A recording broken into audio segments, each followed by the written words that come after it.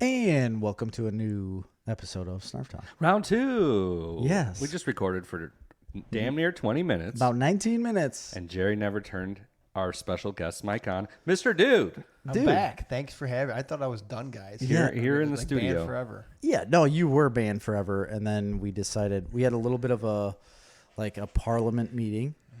And Mike Sheedy got decided, involved, the producer. Lots of people were involved. You don't even understand. And we decided that you're allowed back for this one time and one time only. It's a provisional, it's a trial run. It is a trial run. We're going to see like how your microphone etiquette is, how you treat us. Like if you talk really well about us, I will not be back on after this podcast. I will guarantee. Then you'll come back, you know? Right, Chris? Yeah, I mean, ultimately we were convinced by Mr. Sheedy, our producer, to give him another chance, and that's what we're going to do. So you're welcome. Thanks, Mike Sheedy. Yeah, it's a blessing and maybe a curse all at the same time. So we had a fun discussion. We talked about Patreon. We're not talking about it again. We talked about Jerry Taft. Or no, Tom Skilling. Tom Skilling. Now, dude thinks he should go to jail for insider trading because he had a seat on the board of trade and he traded commodities. And Chris had a funny joke about Jerry Taft. We talked about Jerry Taft, or we talked about Tom Skilling's brother and pyramid schemes and Bernie Madoff and Enron and how Jerry Taft is Tom Skilling's brother. Right. It was a hilarious joke. And I laughed and laughed. It was so Yep. fun. And then what else did we talk about? Let's see. Oh, I thanked everyone on Patreon. Yeah. And I still thank everyone on Patreon for being a Patreon subscriber. You guys are the best. You guys got us a microphone for Dude to talk into that will hopefully make him sound better. Yeah. So thanks. Yeah, we filled Dude in on Snarf Madness, which he completely ignored and didn't even fill out a bracket. Which is another because reason. He's on the podcast, but he doesn't listen to the podcast. Which is another reason why we were like, hey, you're basically done as being a podcast guy. But you're here, and we're glad you're here. And we chastised Keith Pfeiffer for being terrible We at did. Snarf Madness Yes, and Keith. being an embarrassment of humankind. Just a joke. I mean, it's a disgrace. Oh, it's a disgrace. I mean, it's pretty bad. It's almost as bad as you not playing Snarf Madness. Yeah. At least he played. He did play. We should send him. Thank you for You know playing. what, Keith? You're gonna get something. We talked about that before, You should let him come on. Yeah. Oh yeah. Why haven't That we ever should done be that? his reward. We will let you come. Keith, you will come on as loser of Snarf Madness. You have an open invitation to come on the podcast. Plus, we will give you a parting gift. We're going to give you a whatchamacallit bar, candy bar. You get a whatchamacallit. That was my sister's favorite candy bar. That was always my favorite until I discovered the Take Fives. Oh, my God. Really? Those A things Take are- Five? Take Fives. Are those the ones with the pretzels in them? I don't know, but they're amazing. What about one of them 100 grands? I was going to... You know what? Those were good. They're good. Maybe we'll get them $100,000. I think we You know should. what was better? We'll get them. We'll get them. Remember the candy bars used to sell for fundraisers? The caramels. Well, Oh Yeah, my they're fun. gosh. Yeah. You know no, what's that really stuff good? was like crack. Reese's Nutrageous. you do like nuts. Oh, Nobody really bought those. never mind. My favorite is Reese's Fast Breaks. Those things rock. Reese's Fast Breaks. They're okay. You know how long it's been since I've had a candy bar? I know. I don't ever eat candy bars. crazy. Ever. They're not. so delicious. They're not good for you. The only ones I get are the little ones that the kids don't like the fun size ones. Yeah. that, like Three Musketeers. They don't like them because they eat all the Snickers first, and then all left is the Three Musketeers. That is literally the which- only thing ever left. which is is- Three Musketeers. Which are awesome. I mean, They're fine. It's Yeah, a good they're okay. movie. They're better than Milky Ways. oh, No, man, I like the Milky Way yeah, because it's got the caramel with it. Milky Ways have the nougat. Yeah, but that's Yeah, all that's Three all Musketeers it is. That's what I meant. Three Musketeers has the nougat. Milky Ways has the caramel. And nougat. Oh, yeah. The only difference between all of these, like in build up to a Snickers, you add nuts. Yeah. I'm very proud that me and Jerry know all this shit. Yeah. Yeah. And I'm the fat one. Right? Yeah, it's good being skinny. I had one of our mutual friends the other day was sending me pictures after, it must have been either Easter or Christmas or something, where you get a bunch of candy for your kids. I'm assuming Easter. And he had a whole pile, the little miniature, like the Hershey's and Mr. Yeah. Goodbar. Of course. Yeah. He had a whole pile of Crackles, and he's like, throwing them in the garbage. He's like, these are the worst in the world. Why would anybody eat them? Oh my I'm like, God. they're the best I ones. love Rice Krispies Krackel. covered in chocolate. What's Yeah. not to love? Crackle's the best one. It's the original Crunch Bar. All I ever wanted was a full-size Krackel, and I don't even know if they They make don't them. make them. I don't. That's the Crunch Bar. A Crunch Bar is a full-size Crackle. Yeah, but no. Crunch bars aren't as good as Crackles. I agree with you, but it's the same exact back concept. Back up. You take a Crunch Bar and you break into little pieces, and you got Crackles. Crackles are like softer than Crunch bars. You're right. The chocolate part of a Crunch bar is hard, like a Hershey bar. You're So fucked up. no, there's a Oh. difference. No, there's a definite difference between the chocolate between them two. A Crackle I could eat like nothing. Like it was just I could just shove them all in my mouth. Crunch bars after a while hurt my teeth. Yeah, they got bite to them. They're No, it stiff. didn't hurt my teeth like biting it. It hurt my teeth because of like the sugar content, I think. There's something different about a Crunch bar that like made my teeth hurt. You guys are freaking me out here Why? because you dove way in too deep into this. No. Man. Have you ever had those ones they used to Didn't have? Shaquille O'Neal wasn't Shaquille O'Neal on a Crunch bar commercial? I'm sure. I think he was. I'm looking at you like you're crazy, man. Nah, I'm gonna look How it come up. I've never seen a commercial for a Crackle bar? That's what I'm saying. Come on. They're not real. Yeah. That's why. They're like Crunch bars, but smaller. I think is it a Midwest thing? No, I think they're made by Hershey's. Well, you know what I hate is like because Krista usually gets the little things with the Crunch bars Yeah. and all that. And you know what's always left over at the very end? I got The dark chocolate. The dark chocolate, which tastes like just total dog crap. it's terrible. Yeah, Sh- it's bad. Yeah. If you're down to eating the dark chocolate, like That's you it. got to walk away. You got a problem. Shaquille O'Neal was in Crunch bar commercials. Multiple. This doesn't surprise me. Yep. It doesn't? No. I like the Mr. Good bars too, though.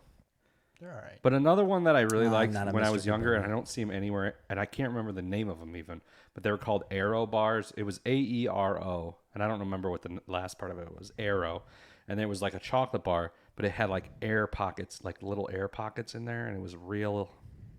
Nobody ate those. I never even heard of it. If I had my laptop, I would crush you It's with all the knowledge of the Aero bar. Enhance. enhance.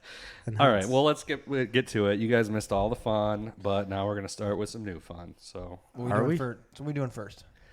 well, Jerry's got some news. I do have a We lot don't of have news. any specific. We were gonna do top 10 '90s movies, but we decided to That- wait for maybe next week. That will be next week. Okay, I'm top looking 10 up. 90s action movies. Hang on, I'm looking up the Aero bar. You're right. It's AERO, and it is an aerated chocolate bar manufactured by Nestle. Originally produced by Roundtree's Aero bars were introduced in 1935. They were good, Wow. man. It's an England. Apparently, they're not It's an that England good. treat. You know what also is a good one? The Zagnut. People don't give enough credit to a Zagnut bar. The fuck is the Zagnut bar? There No. were those like chocolate coconut bar type Yes. things. So one of my favorite candies of all time is Mounds. I love Mounds bars because I know- love coconut so much. Or do you like the Almond Joy? So here's the thing with the Almond Joy. So I love Mounds. I would eat Mounds like crazy, but I prefer milk chocolate. I didn't like the almond involved though. So every Almond Joy, I would take the almonds off, and I still ate them. I'd eat them after I ate the actual chocolate and coconut because I liked that better. And then I would just eat the almonds because I was told never to waste. So that's what I would do. It seems But- very counterproductive. It kind of, yeah, it would, but I really enjoyed them. Do you know what bar is only kept in the consciousness of the public by Dairy Queen? Butterfinger. Oh, You think so? That's dude, my dad's favorite. That is my fucking kryptonite. Do they still even? Can you buy Yes. a Butterfinger bar? Oh yeah. Every Yeah, time you I'm in can. Walmart and I'm in the candy aisle, I look at the Butterfinger. I went, nope.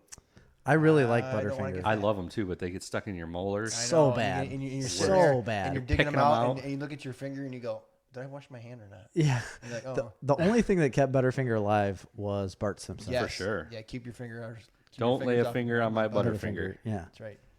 Holy cow, man. Yeah. I guess I never see them. I guess I don't really go down the candy aisle though. My kids, if I let them go down the candy aisle, the only thing they want are those like stupid sour sprays. yeah. That is Bryce ridiculous. is the same way. He likes the Garbage Patch Kid crap. But my kids know I love them, so they hide them on me whenever, like, during Halloween. Like, they literally take them and The Sour Patch Kids? no, the Butterfingers. Oh, the small ones. They hide them so I can't have them just because they're. I guess you do see the small ones at Halloween. You see the little squares, and then you get the little rectangle ones. But that's a treat when I'm like really doing good. And I really want one. The whole Butterfinger. They're awesome. Whole Butterfinger. Could you imagine eating an entire candy bar now? I don't know the last time I did, to be honest. I mean, with I've you. had plenty of the minis from Halloween Oh candy yeah, and for stuff sure. like that. For sure. But I can't really fathom getting like a king size Snickers and just sitting down and eating a king size Snickers bar. Kind of like sitting down. I don't know. drinking a I mean, I tall can beer. fathom it. I can understand. Well, like, yeah. and- I mean, and I want to do it imagine right myself now. doing it, but You know what? Well, it's not something I do. I don't understand the difference between you wanting a large candy bar or a small candy bar. I mean, it's like drinking a tall boy beer or no, drinking it's a just- regular beer. I mean, That's you true. can't fathom drinking a tall boy. I'm just saying I wouldn't do. I don't mean I can't fathom it. I guess that was the wrong choice of words. Sorry, grammar police. What I meant was I can't. This is me you're talking to. I can't imagine going to a store and buying a king size Snickers bar and sitting down and eating that's an the thing, entire is king like- size. Because like there are no regular size Snicker bars anymore. If you They're go really and look at them, they're it's all very king rare. size. Yeah, it's very rare to see like regular size any candy. Like everything is jumbo You size should have now. all your listeners take pictures the next time they see a Butterfinger regular size candy bar because you guys are wrong on that. They're everywhere. Boom. Here's what we're gonna do: top 10 candy bars. On 2 episodes from now, every listener I want before we do it to Yes. send in their top 10 list, and then we will do our top 10. And then we'll do our top tens, and we'll read some of and yours get prepared for some zag nut action. and some Zag. Mounds bars. So king size I'm Mound gonna have packet. to go out and start eating candy bars like a madman because I ain't had them in years. And Let's what about get- a whatchamacallits are very they good. are They're really solid, good. man. They are very good. They are good, but they're not as good as a Snicker or a Butterfinger. What about a They're pretty good. payday? Did you guys like payday? Fuck payday. I didn't mind payday. That was like peanuts and dog shit, wasn't it? It's peanuts, It looks- yeah. caramel, and nougat. It's just backwards because the peanut is on the outside with the caramel. You like Baby Ruths too, don't you? Baby Ruth. No, You son of a I bitch. don't. going to be I don't. bars to Baby Ruth. I don't like baby Dirty Ruth at son of a bitch. all. I liked payday though. Paydays were I good. like the board game payday. We're also going to do top 10 board games pretty soon. That was yeah. Oh, we are. that was You our know it's gonna win. listener request. Everybody, it's gonna be Monopoly. Nope. No, Not Risk. mine. You can't say what's going to win. I just literally threw out a Here's game that I thought of. first Monopoly isn't going to be in my top 5. off. Yes, it will. Nope. Okay. Yeah, yes, it will. My family. So we bought Monopoly. I love Monopoly. We bought it for the Xbox. We used to play it. Yeah, all we the have it time. on Xbox yeah, too. and my Oh, you kids do? won't- I don't have it. My kids won't play with me anymore. Because you're mean. Because you're yeah. There's one simple tactic to winning Monopoly, and it's very simple. Buy everything you land on. Right. No, you buy all the houses you can, and you don't Well, ever and you don't duh. ever, you don't ever trade them in for hotels. And when somebody lands on your property, you just rake them over the coals. I tell you what. That's the premise of Yeah. the game. Yeah, well, my family haven't figured that out yet. They're just like, let's just go around the board and see what. I didn't know it How was many on times Xbox. can I go by go? I need to Yeah. get it on Xbox. Yeah, I do love Monopoly. We used to play it too when, like, right after I got out of high school, we used to have parties where we'd all play Monopoly, like all of our friends. It was great. And then in college, we played it all the time. It usually ended in people getting punched, people crying, or entire tables getting flipped over. it's funner the more people you Because have. we were always drinking when we were playing it. Right. And then when I lived in Germany, when I did a study abroad in Germany, we had nothing to do. We had no TV. Sure. So we you went out- didn't study. So yeah, No, I might I say didn't you study. didn't study abroad. You drank abroad. I only went to one class the whole summer. One. What did you do? They drank. Drank. Played Monopoly. And we did get Come Monopoly, on. but it was German Monopoly, and it was not in English, and none of us spoke German. Right. So we just had to guess by the pictures on like the cards what they were for, and then we would just make it up as we went along. Okay. So who all went over That's there? Was fun. it you and Schaefer? Oh, there's a bunch of us. It was Kevin Seedentop. yeah, Kevin, me, Schaefer, Pete Ortegal, Travis Algren, Greg Niewald, Victor Rexrode. I think that was it. Oh yeah, I forgot about it. Yeah, Vic had an experience. Me and Vic lived together. Robert Steele? No, he didn't Yeah. go. Oh. That just sounds like fun. I wanna Yeah, go. that sounds incredible. I'm gonna tell you guys, it was the best. It was like the best time ever. Really? We went out, we partied, we had fun. We went to breweries all the time. We went and got doner kebabs at Greek restaurants. We got on the train. We went to Paris. We went to Rome. We went to Munich. Oh my We went to god. Heidelberg. We went all over the place. We went to I've been to Heidelberg. We went to did we go to Cannes? And what's the other one? Starts with an F. Frankfurt. Yes. That's Frankfurt. where we. Yeah, Frankfurt. That's where we. There's an army base there, right? Yes. That's where we flew into. There's a big army base. Yeah, so I went to Frankfurt on that base, but that's then we where went like to Heidelberg like too. most international flights go through Frankfurt. It's a huge airport. That's what it was. We landed in Frankfurt. There's a base there. We stayed there for a little bit. Went to Heidelberg. So there was a big base where I lived at Stuttgart. That's where I lived, and there's a huge army base there. We went there for the 4th of July. Gosh, that's awesome. Yeah, Cool. So jealous of your life. it was great. I'm jealous of that time in his life, not of his life. Right. No cell phones either. Correct. No phones. Oh, good point. If we wanted to call home, we had to call from a payphone. It was weird. Really? Yeah. Yeah, because there Payphones was were no a like thing. international calling. Jerry, are you old enough to remember payphones? Absolutely. Okay, just checking. I didn't have a cell phone until I was like. Remember pagers? I do remember pagers. My brother had one to deliver pizzas. My dad always had a pager because he was a volunteer fireman in Verona. I delivered pizzas for the Mazan Market. That was the best job of my entire life. Yeah, that's what my brother did too. Yep. Right around the exact same time you did because you're both fucking old. Okay. Anyway, All right, yes. On to the news, Jerry. So we're going on to news. And the very first one that I'm going to bring up is one that we'll probably talk about for a little bit. There is a guy that we love, Chris. Kevin Smith. Kevin Smith. I do like that guy. This is the part you might get a little aggravated with. All right. So there's another show that we also enjoy, and we know these guys really well, and they have a show called Chuckload of Comics. Oh yeah. They interviewed Kevin Smith for an internet Comic-Con. It was like an internet Comic-Con. I can't remember the company that put it on, but they were involved with it. And Chuck from Chuckload of Comics sat down for 45 minutes and interviewed Kevin Smith over Skype. And he got the lowdown on the new Clerks 3 movie. And Kevin Smith laid out the plot of the new Clerks 3 movie to him. Pretty... your face is telling a story here. But no joke, he laid out the plot to the new Clerks 3 movie. Would you like me to tell you about it? Sure. So I'm so disappointed right now. Okay. Yeah. What's wrong, Chris? Nothing. It is what it is. They're doing their jobs over there. Yeah. Chuckload is doing their jobs. They're awesome, man. That's amazing. That's incredible that they were able to get that going. Like, I'm extremely jealous of them right now. But so Kevin Smith started laying out what Clerks 3 was about, and he said that in the beginning of the film, Randall, and this will really blow you away, and you're gonna be blown away by what this movie is gonna be about. Randall has a heart attack. Okay. Oh shit. And he has like a really big life-threatening heart attack, goes in the hospital, wakes up from it, and Dante's there, and he realizes while he's in the hospital that he's been like wasting his life. He's like, we have, we own the convenience store now, like, because at the end of Clerks 2, spoiler, like, they get it, they fade out in black and white, because they own the store now and they're all happy. Yeah. But like Kevin Smith says, he's like, but is it really happy to them that they own it now? After he has the heart attack, Randall's like, is this really what my life is? Like, I've done nothing with my life. I own a convenience store with a guy that I've worked with for a little while. That's it.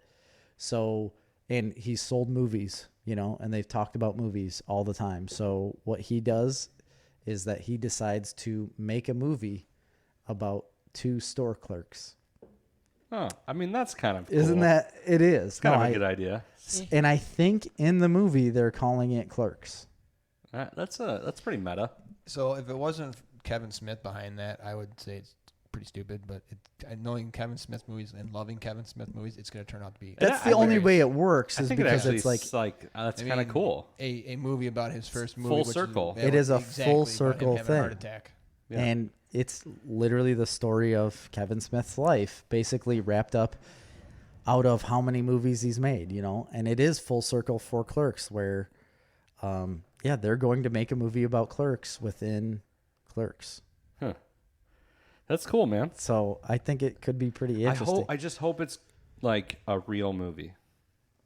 You know what I mean?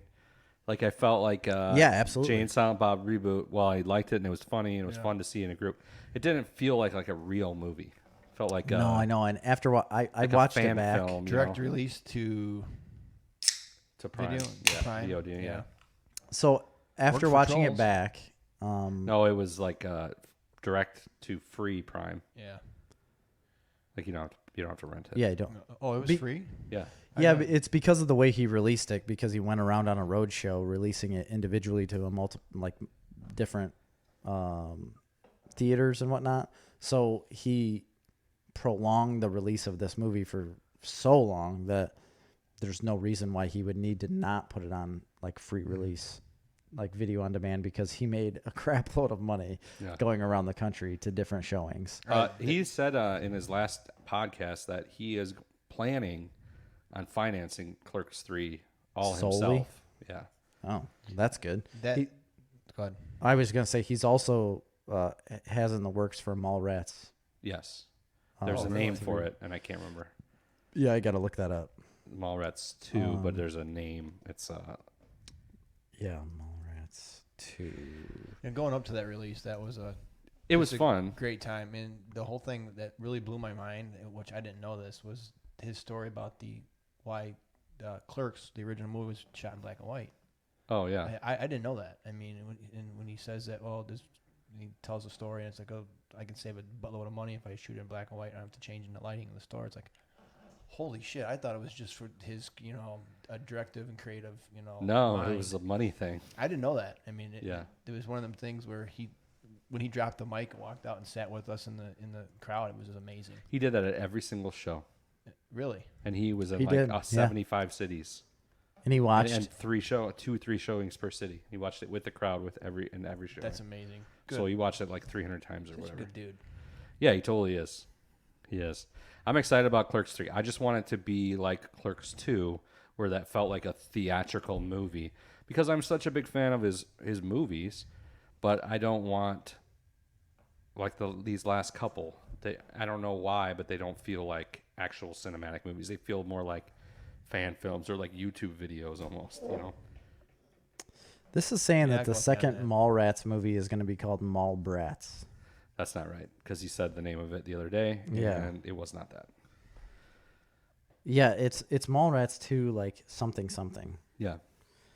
I can't find it, but yeah, I agree with you that the Jay and Silent Bob movie didn't feel like a theatrical movie. Like it just felt like something Still really he threw fun. together. It was The experience was incredible, like you were Yes. talking about, like him sitting in the audience. It's not quite the same watching seeing it the at home, director, but that's what I was gonna say. So I have sat down and watched it since then because you had told me it was out and you watched it.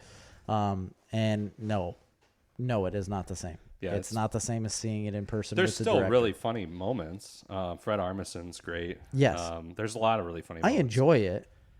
Especially towards the end. It's what I expected from the movie, I guess, but it's just a little bit too on the nose. I mean, it's going to be on the nose, but it's just like, it's just too much. I don't know why sometimes. it's so different, because like it's not really that much different than Jay and Silent Bob Strike Back. It's the same movie. But that Yeah. feels like a real movie. Like that felt like a movie, and Jay and Silent Bob reboot for some reason didn't. And it's either like the lighting or the focus or like I know it's the way he filmed the it. dialogue or something like that. I don't know. I haven't gone back and rewatched it yet. It's like it's too in focus. We talked about that when we first saw it. It was like you could see that it was filmed differently. Yeah, it's like it's filmed on a It's like a YouTube video. yeah. Right. It's like 30 frames per second, He did something different. like there. high definition. Maybe it just makes it seem different, or it was like the lighting was different. I don't know. The lighting didn't feel right. But either way, I'm hearing about what like the Clerks 3 movie is going to be. I'm excited about it. Yeah, me big too, time. for sure. As long as that's what it is. I mean, I don't know why you would lie. He shouldn't lie about any of that, but that's just the base plot, so we don't know what the larger story I mean, is going Clerks to 2 be, is but- one of my favorite movies of all time. The scene at the end in the jail makes me choke up every single time I watch it. Unbelievable. I love that movie. Clerks 2 is incredible. I love how it ends too. Like how it is kind of like a very fairy tale where satisfying. they, pan out in black and white. I didn't enjoy Clerks 2 near as much as Clerks 1, but Clerks has just this nostalgia thing for me because I mean, listen, I'm a huge fan of the first Clerks 2. It's just Clerks 2 has a little more depth to it. Mm-hmm. Clerks 1 feels like a rock and roll movie. You know, it's like it's raw. It's really funny. Mm-hmm. It just has that feeling to it. Yeah. It just feels like almost like an artistic movie, but with raunchy humor. Oh, darn it. And Clerks 2 has it Jerry. Every single time you have to spill shit. That's why we don't have nice things, Jerry. It's not spill. Whoa. Wow, you hear that? Dang. It's God himself. God, this is a nice table. Come down to punish Jerry. Right there. All right, next little bit of news. This one probably won't surprise you, but I still think it's kind of incredible. Tom Cruise is doing something that nobody else has ever done. Yeah. Do you know what this is? Yes. He's going to space, motherfucker! He's gonna film an action movie on the International Space Station. NASA's involved. Elon Musk is going to be involved. He hasn't. I didn't know he was going to the space station. Oh yeah, I knew he was going to outer orbit. He is, but he's going to the International Space Station. NASA's involved with it. It's crazy. He's a crazy guy. And they're going to film. Dude. It's the guy's not like 55 years old. You know what I'm looking forward to? No, he's older than that. Maverick coming back. Is it really?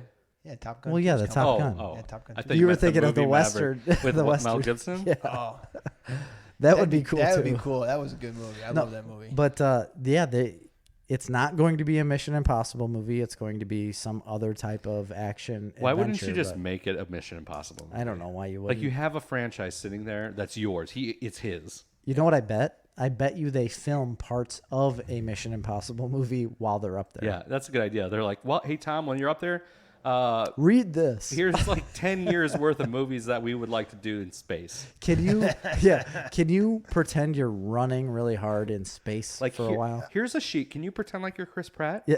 We have a Chris Pratt movie that we would like to get some space footage of. Yeah. Wouldn't that logistics and the amount of money they're going to have to spend on that. I mean, just boggles my mind. Well, I mean, NASA's involved, Elon Musk is involved, and Tom Cruise has whatever. He can do whatever he wants to do. It doesn't matter because Xenu's got his back. That's true. He's part of the call. At first, I thought you said is he still really involved, or is he kind of involved? I don't know if he's kind of distanced himself. No, I think he's pretty involved. Because they got a lot of bad press in the last couple of years. Yeah, so forever. You want to know what's crazy? After Jay and Silent Bob reboot, I rewatched it and I got myself thinking, I'm like, whatever happened to Jason Lee? Yeah. Like he was a huge star. Yeah. He was in My Name is Earl, all those Alvin and Chipmunks movies. Show, yes. He was in a bunch of other movies that were popular. My Name is Earl is one of my favorite sitcoms. That was a good show. It's coming back, by the way. I think for like a special or like a mini series they're going to do. My Name is Earl. Anyway, so it was great. But then I started reading about his life, and he was hardcore Scientologist, and like that's what caused his first two divorces actually, because what happened was like he was like toxically Scientology, and like his wives started getting like fed up with it, and then he wasn't he married to Jamie Lee Presley when they were in My Name is Earl? No, I don't think so. I thought he was. I don't in the so. show. No, I know, but I thought he was in real life too. No, he was not. Okay. So anyway, he would like get into it with his wife, and then he would basically turn on him and hit the wife at the time, and like have them labeled as like toxic. The whole church would like go against them, and he would go against them, and like they would cut him out like of everybody, all of their friends' lives. Nobody was allowed to talk to that person anymore. That happened like with two of his wives, and then just like 2 years ago, he left the church. Well, really? Yeah. What's her name from King of Queens? That's been on Joe Rogan multiple times. Yeah, Leah Remini. Leah Remini. She's got crazy. It's similar. She had a whole series that came out. Yeah. Explaining like what happened with her. She's been trying to get it everywhere to tell people that it's not a church, it's a cult. Yeah. Yeah. Oh, absolutely. And nobody would listen to her. They have like labor camps where they like torture people. And from what I've heard, the indoctrination video for listen to the Joe Rogan when she's on there. I mean, it's crazy. He was the only one that would give her a stand to talk about it. I mean, nobody would touch it because there's such control. Listen to from that is where she got that show. Listen to Joe Rogan podcast with David Miscavige's. Yeah, David Miscavige. David Miscavige is on it too. Was on there? His dad was on there. That's who it is. I knew it was a Miscavige. His dad's on there, and then his granddaughter's on there. Yeah, his dad had this wild story where basically he imprisoned like his dad and his mom in this Scientology camp, and like wouldn't speak to them. Like they had to he didn't act like they were his parents.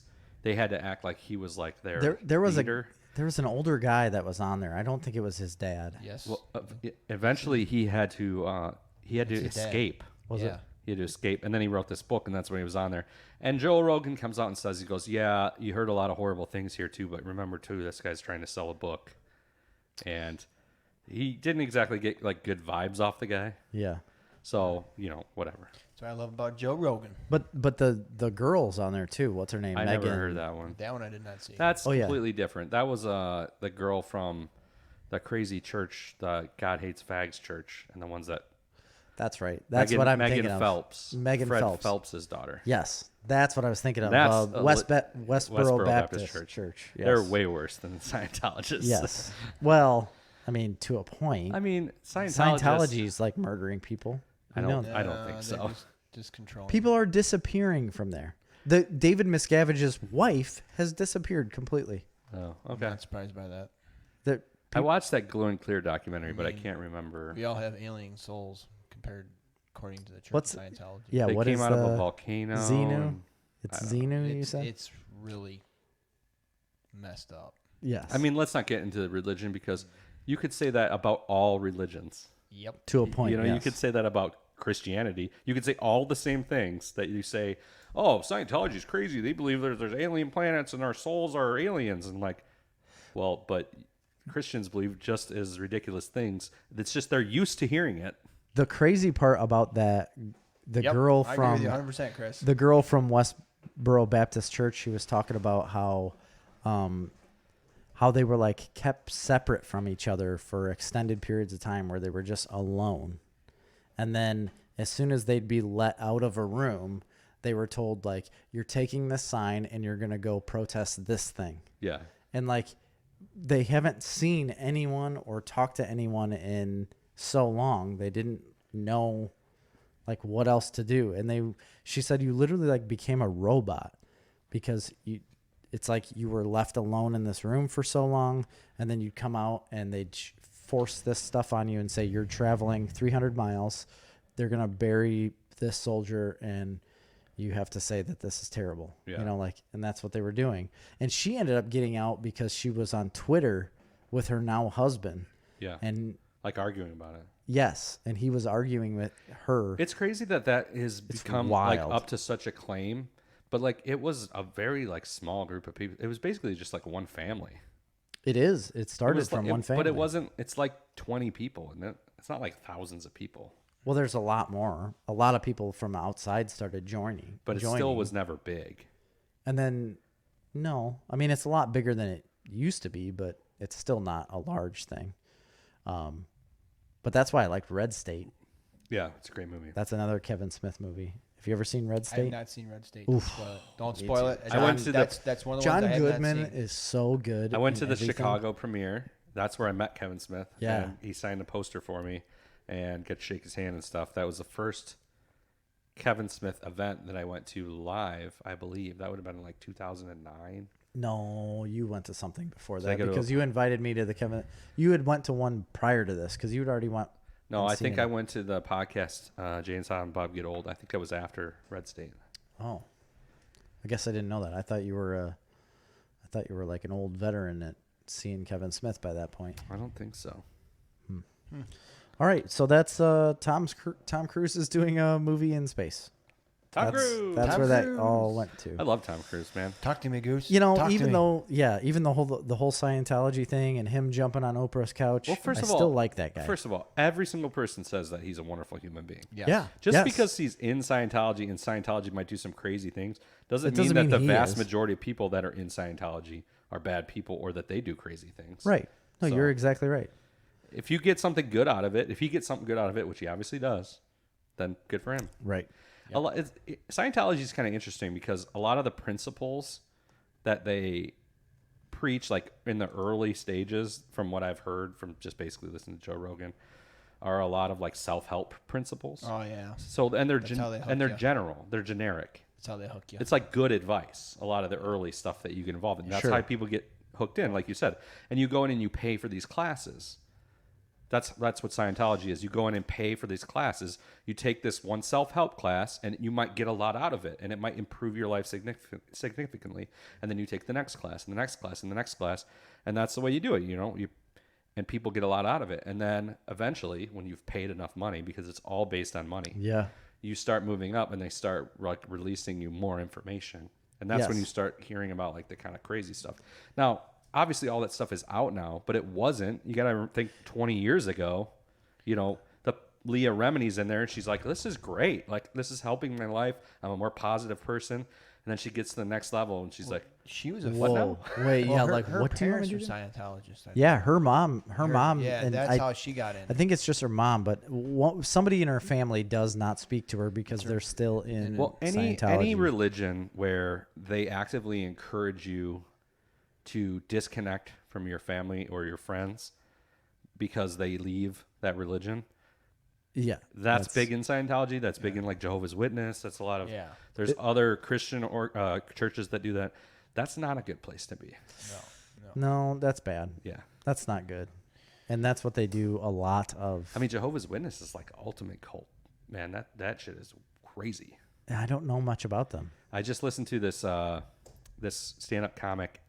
God damn, I can't remember his name. He was on Joe Rogan. It's one of his buddies. He grew up in the Jehovah's Witness church. He was in it until his like 20s. Really? And he got out. Now he's a stand-up comic. He's pretty famous. And, nobody in his life will have anything to do with him. And he talks about all the horrible, horrible things they did. Yeah. Golly. Yeah. That sounds terrible. Yeah. Yeah. They're not listening right now, though, so. No, they're not. No, I can guarantee you they're not. not. Here's a little bit of quick news. Quick break. Yeah, hang on. Oh, a dude's second. back. Now we got to start taking breaks again. Well, break time for dude. Damn it. Go. I have a little bit of news. Okay. All right. When we started this podcast, I don't know if you guys noticed, but something that happened for the first time and the last time in the history of the universe Oh my God. happened. What happened? Okay. For the first time and the last time? The only time it will ever happen in the history of humankind. Donald Trump got elected president. Is Did it that something happen when we started this podcast? when we started? Like this podcast, when we began this podcast. There's a podcast. trick. This is a trick. Yeah. This No. is a trick It's question. like a fair and square from the Bozo show. I don't know. 2020. That happened? Yeah, it was 20 hours, 20 minutes, 20 seconds in 2020. Military time. I mean, that happens every day. 8, 20, and 20 seconds Ev- in that- military time in 2020. No, it does not. Yes, it does. 2020 happens every single day in the year 2020. Oh, yeah, you're right. One for Jerry. I just hey, it's that's a 20 the first and the last time that's ever going to happen Yeah, in this that's true. podcast, Jerry. That's was probably right. true. Wait, I must be missing something. I saw it You're on thinking Facebook. about like 10. no, but there's no month that starts with 20, Yeah. so there's no 2020. Well, it is 2020. Right when it becomes 8 p.m. I fell for one of those 8:20. Facebook things. Yeah, you do. That was like the person that said, I'm like the CNN reporter right now that said, every person in America could get $1 million by how much Michael Bloomberg spent on his campaign. yeah. I understand Did you see So that? like, I did not see It was a that. huge thing on the news. The CNN reporter's like, just so everybody knows, Michael Bloomberg spent $320 million on his campaign. and he did. And that is enough money to give every single person in the United States $1 million. Gotta move that decimal point over a couple Yeah, places. right. It's fine. That's what I just did here. So that's fine. Sorry, But Chris. it's not the first and last time that'll happen in the universe. It'll happen every day for the next few months. Wait a second. And then, next year it's just going to be 21. Right. And like No, it won't because it'd be 2021. This is 2020. Correct. So it's every day though that will happen. It will happen every day this year. Right. At 8 o'clock in the morning or only at 8 o'clock in the evening. But it can never happen again until Correct. It can't happen at 30. No, it can only happen at the year 2100. It did happen at 10. I remember that. Right. Yeah. 10:10. So every day though, you're witnessing something that'll happen again the next day. Speaking of but that, only this year. that reminds me of a thing I heard on Joe Rogan. It was a guy. It was on Smodcast. It was Scott Mosier. Mm-hmm. He started keeping a journal every day, which I think is amazing. Journaling is phenomenal. The best. But when he writes his journal, instead of writing, what's the date today? March 15th? 14th. Or May 15th? 14th. Okay, May 15th. Instead of writing May 15th, 2020, he writes the day that he's been alive. So he writes like day 16,000. Oh. Well, that's pretty neat. He's like, it reminds him that every single day it'll never happen again. Like you only get one day, 16,000. That's pretty cool. That's you cool. get a bunch of May 15ths. Because I have my planner and my notebook that I make my notes in every single day. Yeah. But it's not a journal. Yeah, but you're not musing It's about not my life. diary. It could Yeah. be. It's not a diary. You're talking about work stuff. Well, it's that. I mean, I make notes for home stuff too. I mean, at the end of the day, I got to run myself down through my notes. What I Yeah, did. but dude, what I'm saying is nobody cares that you need peanut butter. That's not on there. Nobody cares like we're low on TP. Make sure you stop by the Walmarts on your way home. It's not that kind of notes, Chris. That's kind of That's kind of mean. Yeah, man. Day 16,000. You know what? I like that. I like that idea. That's a really It is good a really idea. good idea. It does make you think about how life is short and it can end at any time. Yeah. Yeah, that's the truth. All right, my next little bit of news. So we love a little set of movies. Don't speak for me. Okay, well, you're going to say, oh, yeah, I do love that. Justice League Dark. Oh, I love that. Oh. Yeah, I know. The movie or... There's a new movie, Justice League Dark, Apocalypse War, that came out May 5th. Oh, I have not seen it. I have not seen it either, but do you know the significance of this movie? No. It is the last DC animated movie they're making. Why? What? They've put Because it they out. just announced a new Superman animated movie. It's the last DC animated about- movie universe. That's In like that the, universe. That's like the only thing DC gets fucking Okay. right. Are they just changing the name? I don't know. I'm just saying that who did the DC report. go in with? HBO. That could be it. Maybe. So it's HBO Max now. But they were still being released as DC animated. It was like DC Animation Studio. This is the last movie that they're making. Well, they've announced a Superman animated movie that's coming out later this year. Did you guys see Superman Red Sun? Yeah. That's pretty I good. never saw good. it. I didn't see that. It's a good take. It's pretty good. I recommend it. If I As the had last film in the DC animated movie universe, Justice League Dark Apocalypse War How do more you know? than lived up to Wait, its stop. cataclysmic Stop. title. The last Justice League Dark movie, maybe. No, it says as the last film in the DC animated movie universe. What's the next word? Justice League Dark Apocalypse Stop. War. As the last film. As the last film in the DC animated movie universe. Justice League Dark. Blah, blah, blah, blah, blah. Right, Apocalypse War more than lived up to its cataclysmic title. But that could either mean that it's the last movie in DC Universe or Well- that it's the last Justice League Dark movie in the DC Universe. So I've been researching this movie because I want to see it, and there's an ending scene where they say it has very big significance to Here- the DC animated universe. Here, Because Okay, I know here's what it says. Is it on the DC app? it says it is the sequel to the 2017 Justice League Dark and the 15th and final film in the DC animated movie universe. Okay. all the Teen Well, that- Titans are in it. That's it. That solidifies it. And the 38th film overall in the DC But universe that just animated must mean they're original changing movies. the name. I would assume so because I thought that was a pretty significant thing that they are saying that they're ending that. they Because gotta this be is just, what's they got to be just about like runs to do. I mean, yeah. Oh, there's no. all You kinds of could- stuff to do. He got 80 years of everything. history. Yeah, but they're gonna go back and redo it all. They're gonna reboot it. That's what they do. Maybe. I don't 'Cause know. they They haven't even done a Swamp Thing movie. and they should. There's a I don't lot of understand stuff why they they- haven't done, dude. You are correct. I'm not arguing that point. But I do not understand why they don't put animated Swamp Things like they did in well, the he was in Dark. Yeah, but why aren't they making standalone Swamp Thing movies? Let's just saga Swamp Thing. I mean, make the most popular Swamp Thing. Right. You know why they It's a aren't? no-brainer. Because they're stupid. That's why they're dumb not. human They are beings. so Not dumb. everybody likes Swamp Thing, guys. Everybody likes. Not saga everybody Swamp likes Thing. Superman. Not everybody likes Justice League. Not everybody likes Spider-Man. It's the same with everything. But a lot of people do. And the new Swamp Thing show that was coming out on the DC app, people enjoyed. I Yes, mean, that it was was getting good. huge ratings for that app when it came out until the last 4 episodes. How do you know that? They Yeah. don't release their ratings, do they? They were talking about the ratings while it was out, and they were saying that I it wonder was what phenomenal. the Doom Patrol ratings were like. Oh, well, that leads me into my forgot about next. Doom Patrol. I got like 2 episodes to finish watching yet. The last Oh two my are gosh. the best. I know. I totally forgot about watching it. Well, here leads me into my next little tidbit of news, and they released the release date of Doom Patrol Season 2. Yeah. So it's releasing the same. I love that I know. freaking show, man. It's a good show. It's one of my favorite shows of ever. It's So great. As we know, HBO Max is taking over the DC Yeah. app as well. To the but max.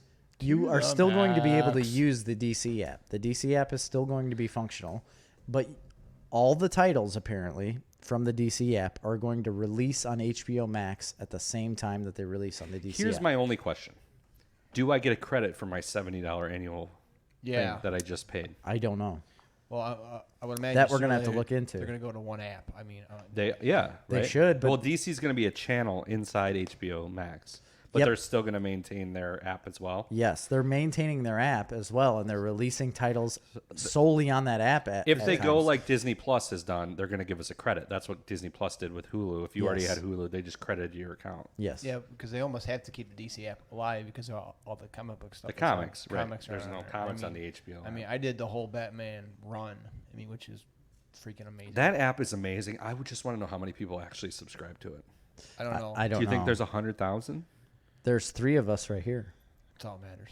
Well, that's true. And if that goes by what I always say, Jerry, nobody's unique. And 3's a company. If there's 3 of us here, come on, knock on my door. I'll be waiting for you.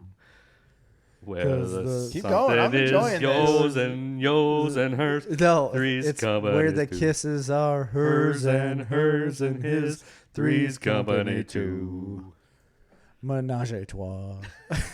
What a weird show. So I weird. cannot believe they made a show. Why? I mean, that was in the middle of Swinger 70. I That's guess. what it is. yeah. That dude was getting it. They never, outright said was that Jack they were. Tripper? Yeah. Yeah. Jack. And what was Don Knotts' name? Mr. Furley.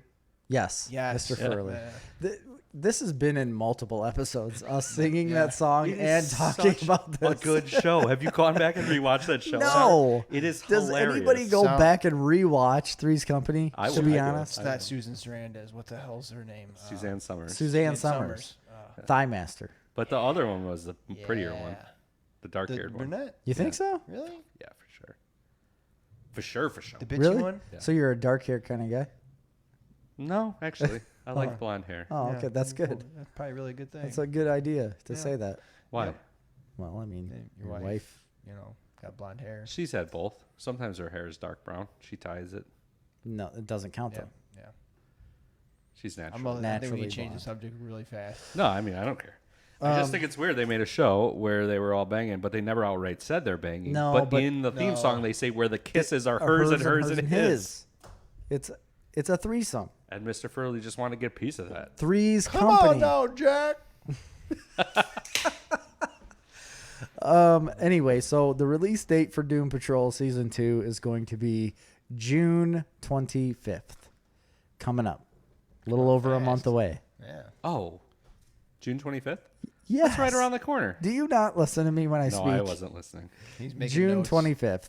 filling It's out right her- around I the was corner. writing June 25th. He's filling out his journal. So far, I don't know what Season 2 is going to be about whatsoever.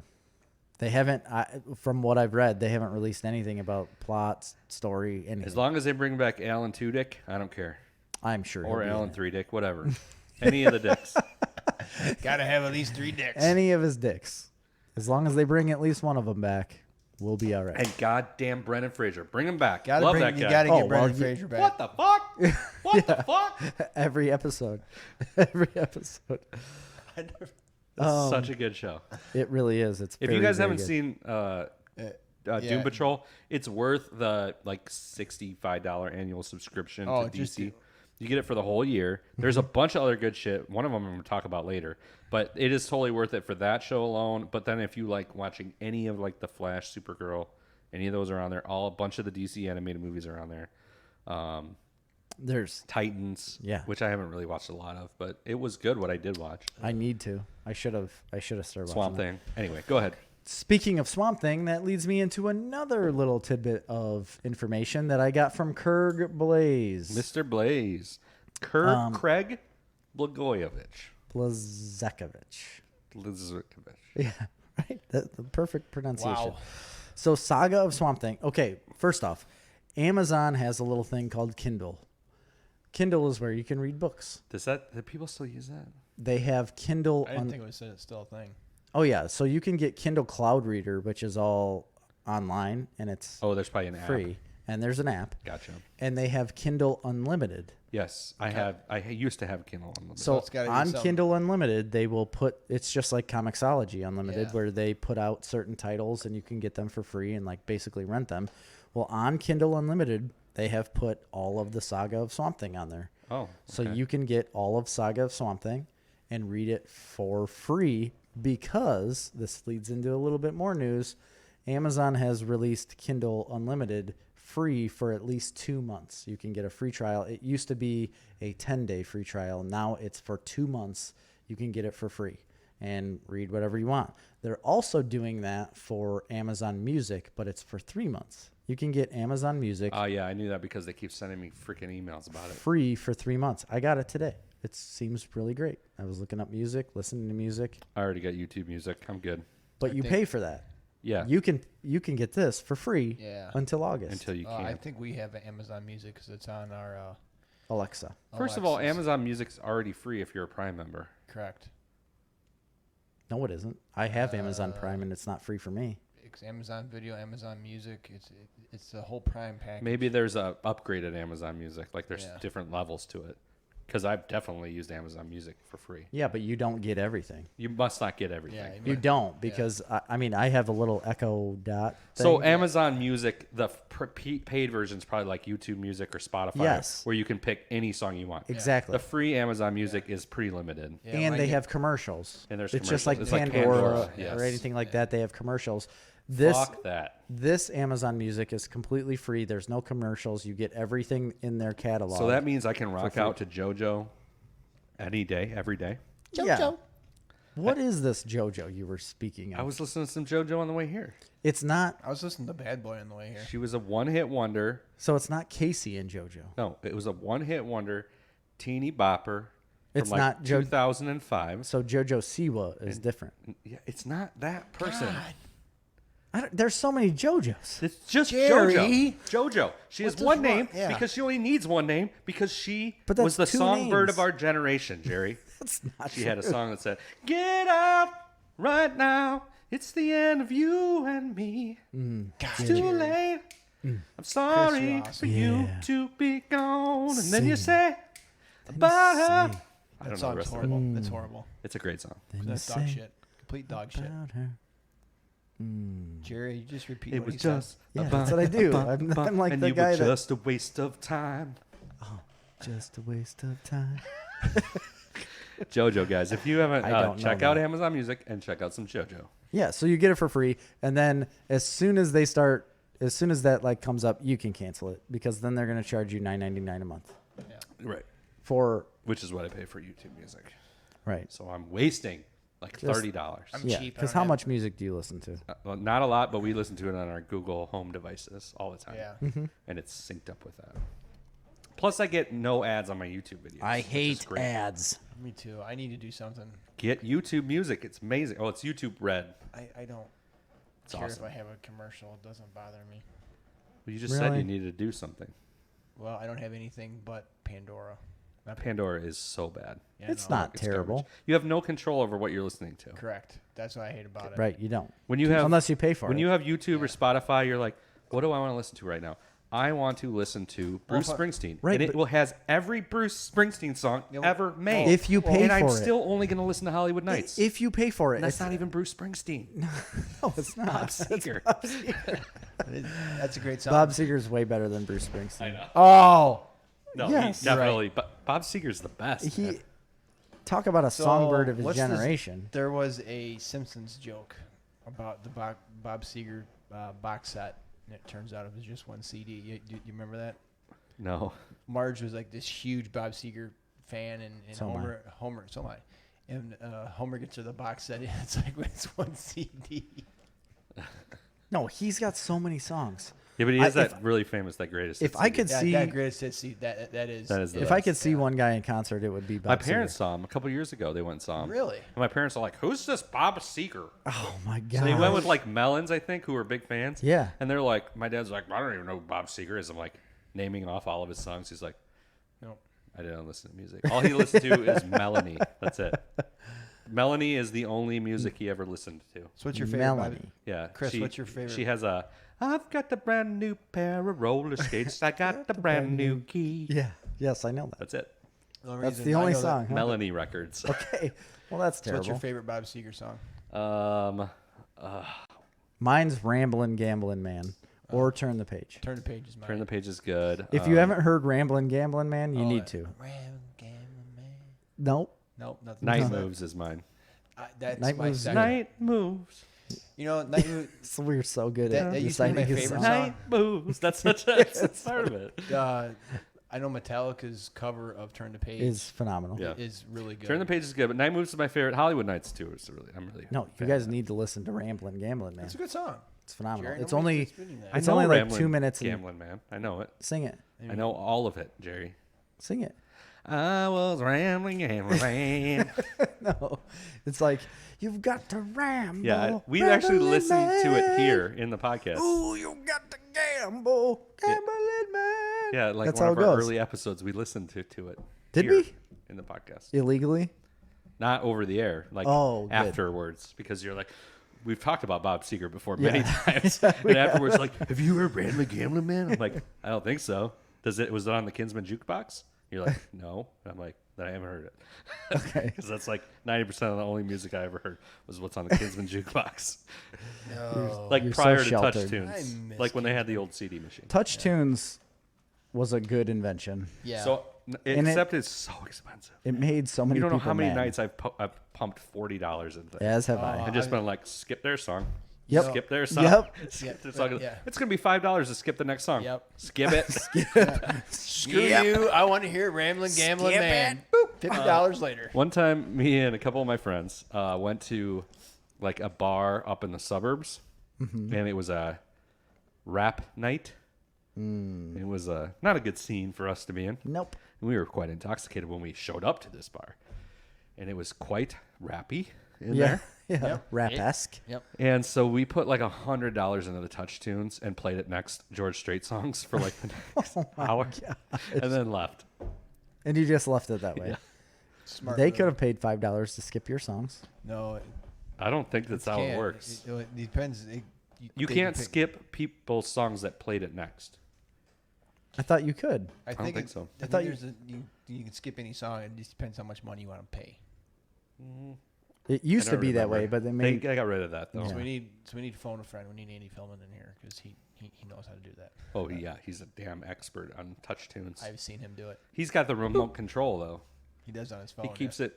Well, no, I have it on my phone too. I'm just saying he works at a bar, so he's probably got the remote control for the Oh, machine. yeah.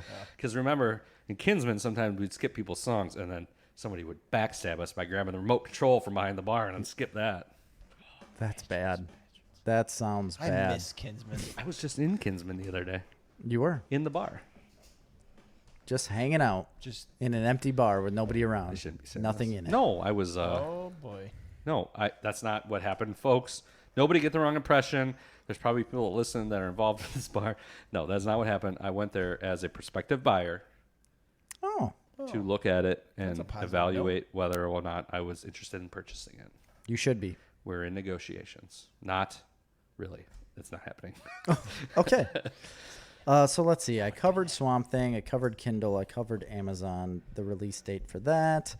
And then there is also, do you know this guy named, he's somewhat known, Sylvester Stallone? Sly? Yeah. It's brisk, baby. That was a terrible impression. Yeah, I wasn't. Your Sylvester Stallone's way worse than your Arnold Schwarzenegger. Oh, yeah. Get out of here. God, it's so good. I listened to the podcast. Awesome. You didn't listen to the podcast. I did. We've established that you Listened don't. to last week's. Oh, did I do it last week? Yeah. You did it, Yeah, when it 80s came out. movies. Yeah. That's right. That's what it sounds like.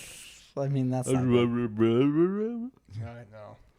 Anyway, Sylvester Stallone was recorded saying that Demolition Man #2 is in the works. Is Wesley Snipes? in it? Yes. Yes. Nice. Wait a minute. He's attached, How? but all they're doing is writing it. Warner Brothers hasn't put out anything. Isn't Wesley Snipes in jail? No, he's out now. Tax evasion? He got out. Here's the deal. Okay. That is a super underrated movie. It Yes. is phenomenal. That movie is great. Love Great- that great movie. movie. Awesome. And if it's anything like the first one, I am all in for Demolition Man 2. I don't care how old Sylvester Interesting Stallone premise. is. Interesting story. So Wesley Snipes can't be in it because he's dead. No, Wesley he's not. Snipes is He definitely completely not alive. dead. So He is no, thriving. His character's dead. in the movie. But if you got Sandra Bullock, No, but back it's all in it- cryogenically frozen people. Yeah, but he's They'll dead. bring him back. He fucking dies. They freeze him, I'm sure. It's not a comic book. I mean, it's kind of the same thing. Is it a comic book? That's not right. You can't do that, dude. Apparently, I can't. This table is so awesome. It has like this great harmonics. It does. Yeah. Anyway, so Why- Demolition that's Man why I 2, picked it. apparently they're just writing it right now. Warner Brothers hasn't put out a statement saying that this is in fact going to happen, but Sylvester Stallone says it's going to happen, and I believe him. And Yeah, he's made Rocky. He's like he's been on a roll with He just really made a good Rambo movies. movie. These movies rock. Creed, all of the Creed movies he had Creed involved good. with. 2 was Yeah. good. Did Creed he 1 write was them? really good. I think No, he did not write them. Oh, I thought he did. Just the original. I wish he would have. I don't think he wrote it. He might have wrote Rocky Balboa, which was also really good. It was very good. That came out It right makes him before Creed. hurting bombs. Has anybody seen the newest Rambo movie? I have not. Don't spoil it. Oh, we haven't seen it. No, I haven't either, and I think we need to. I think we collectively need When to does he watch make Rambo. Judge Dredd 2? They did make another Judge Yeah. Dredd, but without him. Yeah. Carl. It's because he doesn't own that character. Carl Pilkington. No, not Carl Pilkington. No, I know. I'm Making stuff up. Talk about like the biggest comic book in Great Britain. Coral. That's the biggest comic book in Great Britain. Judge Dredd. It's a British is? comic book, yeah. It's not Doctor Who. Well, I don't know, but like Judge Dredd is a British comic book, and it's just hugely popular over there. It's just never been huge in the U.S., but yeah. All right. What the It was a heck? great movie in the 90s. New one that came out was I enjoyed it. Heard it was good. Yeah, I enjoyed it. You never saw the original Judge Dredd? No, the new one. Oh, Yeah. no, it was not good. You- Apparently, you- the newest Judge Dredd Well, was like, you would like it if you've seen it. I mean, because it's a comic book movie. It's not for the mainstream guys. I think it got rated a lot like by What is that? what the first one was. Like it was judged by, Dredd. Yeah. yes, by Dredd. It followed. All this- right. My last little tidbit of news here And I have one more. is about Mandalorian Season 2. Oh boy. And Let's have this conversation. I know what it is, buddy. do you? Let me go first. Okay. Let him go. All right. I got some news before we get into that. All right. Because we talked about some of this last night. Yeah, we did. Me and Dude talked about Star Wars for like 2 hours last night. Nice. Why weren't we podcasting that? Well, because I haven't seen you. I haven't seen you for 3 months. I know. It's so. crazy. But before we get into that, Nick Cage. Nicolas Cage. Yeah. Nicolas Cage is back in the news. He is. Do What's we he all doing know why? now? He is going to be starring in a live-action series about Joe Exotic, Yes. Oh, I mean, you talked about the actor. Tiger King. I posted that on our social I- media. Got addicted to Tiger King. So I think everybody did. we're down there, and the head engineer's like, "Hey, have you seen this Tiger King show?" I'm like, "No." He Yep. goes, "You need to watch it." I'm like, "Yeah, whatever." So I went and watched the first episode, second episode. I'm like, "I gotta go to bed." It's like third episode. I'm like, "God," I gotta go to bed. I'm like, I just shut it off. I'm like, I was addicted. I don't get addicted to shows very often, but my God, you can't make that shit up. So That bitch, Carol Baskins. Baskin Bees. it's not necessarily a good No. show. No. It's just the story is just so ridiculous. Insane. I actually thought like it starts to drag a bit towards the middle of toward the end. Well, I remember watching the last week tonight. I remember watching it, and he had Joe Exotic. I remember that too when he was running for president. And I'm like- that was like a couple years ago. Yeah, I was like, oh my It was God. in 2016. I'm like, I don't I'll remember. vote for that guy. You know? Yeah. I don't remember that. Well, was it 2000? I was was way that too show young. on 2016? Yeah, it was on. Yeah, last week tonight. Okay, I remember watching was the that show? on John Oliver in 2016. Yes. I never saw it, but I cannot help. Like I love Nicolas his Cage. show, by the way, John Oliver's show. I love it. I do not agree with his politics at all. I find him annoyingly liberal. However, it's super funny. He It is hilarious. so funny. If you can look at it and If you can just let go of the politics and just Yep. enjoy humor, yeah. Yeah. it's great. When he started his own church just to piss people off, that was. Have you been keeping up with it lately? I have not watched. He this went on season. this like major hunt for this. He had this random story where he found this random video of an auction that was selling a piece of rat erotica. It was a painting of two rats having sex, like as people, like in beds, Sure. and it was like a joke. And then he went on this national campaign to like hunt down and buy this painting. And For he was real, offering like for real. $10,000 or something. And so this went on for like episodes and episodes, and eventually he got it. Like he found it. The actual painting. Yes, Wow. Wow. it's a great show. I remember Sounds his hilarious. campaign about how Bud Light It tastes was like funny. piss. Bud Light Lime tastes like piss. That was his campaign. That was his campaign, and it tastes like piss. And he had, I forgot what it was, but he did. You know, I've something where he never- drank one online. I've never. Never had one. Oh, I've never like not enjoyed it. To be honest, I like Bud Light Lime. Never I had do one. too. What were we talking about? Tiger King. Nick Tiger Cage. King, yeah. Nick Cage, yeah. So I had posted an article about him getting that role or agreeing to that role on our social media, and I think it is probably everybody was saying that David Spade needed to be See, Joe I Exotic. I thought but- who's the guy? The guy from Eastbound and Down would be perfect. oh yeah, what's Danny McBride. Danny McBride, Danny McBride would be great. I mean, he's played that character already. kind of, but Nicolas Cage is so out there and so weird. I think And that's he has the had guy. a mullet twice. Raising Arizona and Con Air. Yes. Yeah. Oh, Con Air. But Danny McBride that could do movie. it. Danny McBride would be great because he'd bring the humor to Kenny it. fucking Powers. So I don't know. I don't know why we need a live action fictionalized Joe Exotic show. For the money, baby. I They're going guess to cash in on That's they it. what are it's going to gonna be, cash in yeah. big time. yeah. Nick Cage has never done television before, ever. He hasn't. Never, not once. That's because he's broke. So it's not going to be a movie. It's going to be a television It's show. a series Oh, on Netflix. Okay.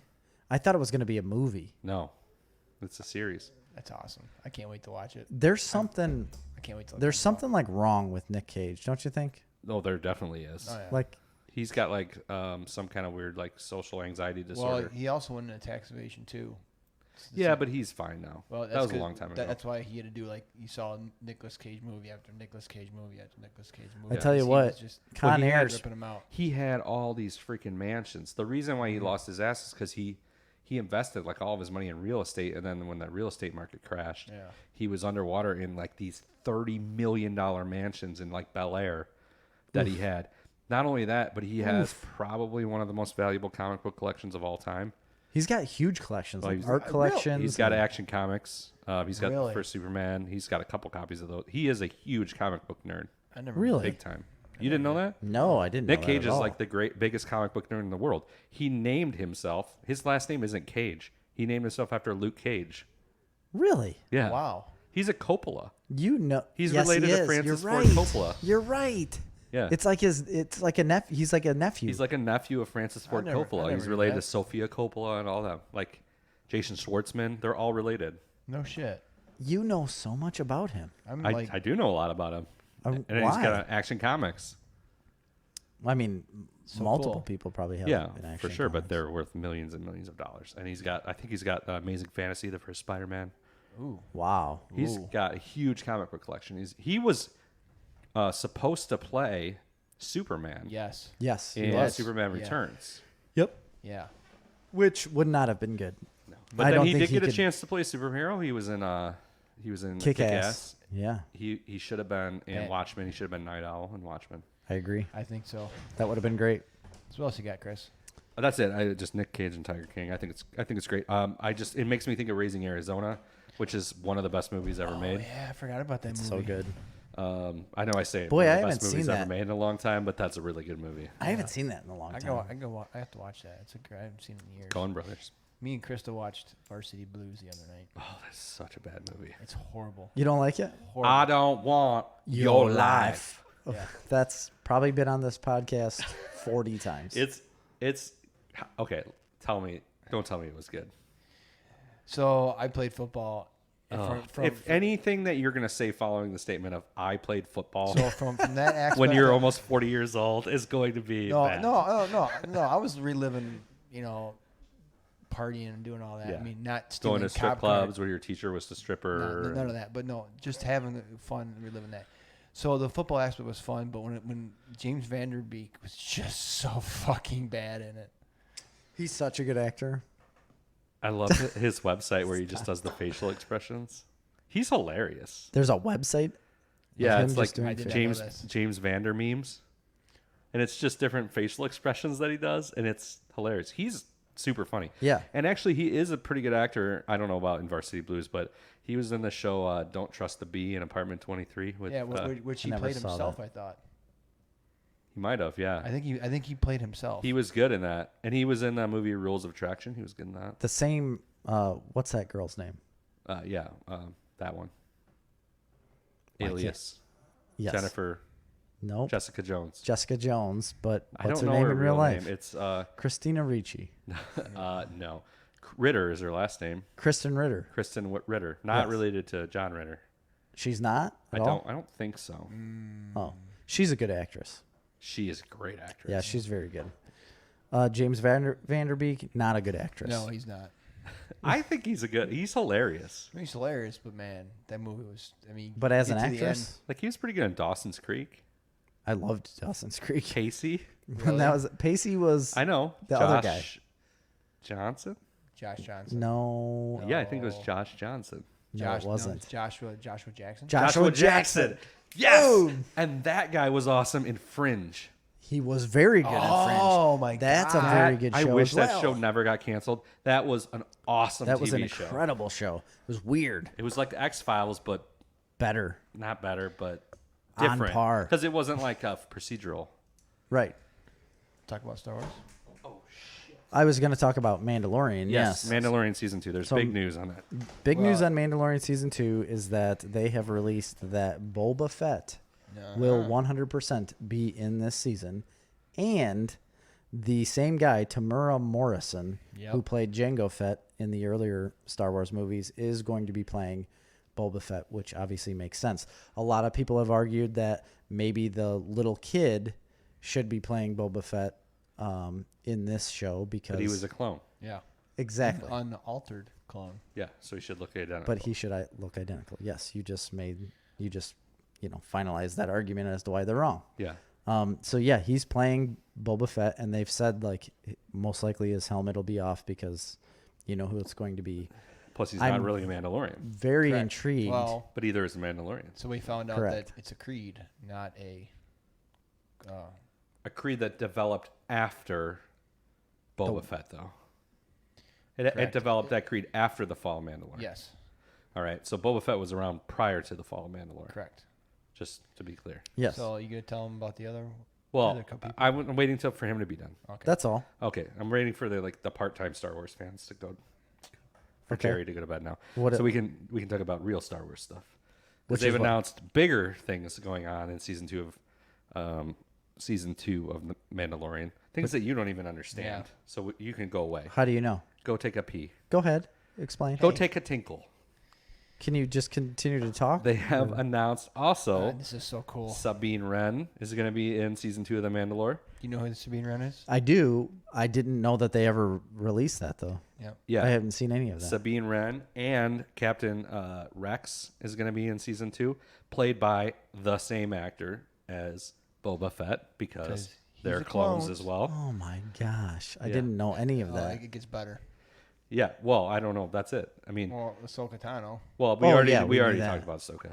So, but They honestly haven't actually released like officially that she's going to play. What's her name? Rosario Dawson. They haven't officially released that she's playing that. Like it's been talks, but it has I- not been officially I thought released. that was official. No, it's definitely been released Yeah. officially. No, it has not. Look Check it on up. Okay. Well, Well, anyway, You got a computer. in so front of you there, look at it. for our real Star Wars fans I in, know in, it the, has in the it, audience dude. right now, if you know and have seen the end of Star Wars Rebels, you know why it's a big deal Yep. that Ahsoka and Sabine would be starring together in Mandalorian season 2, because you know directly what they're going to be doing. They're looking for Ezra Bridger.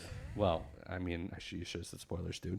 Spoilers. But the big thing that came out of that, and this, I don't know if it's been officially released, but it's basically been released because Dave Filoni more or less said it. Yeah.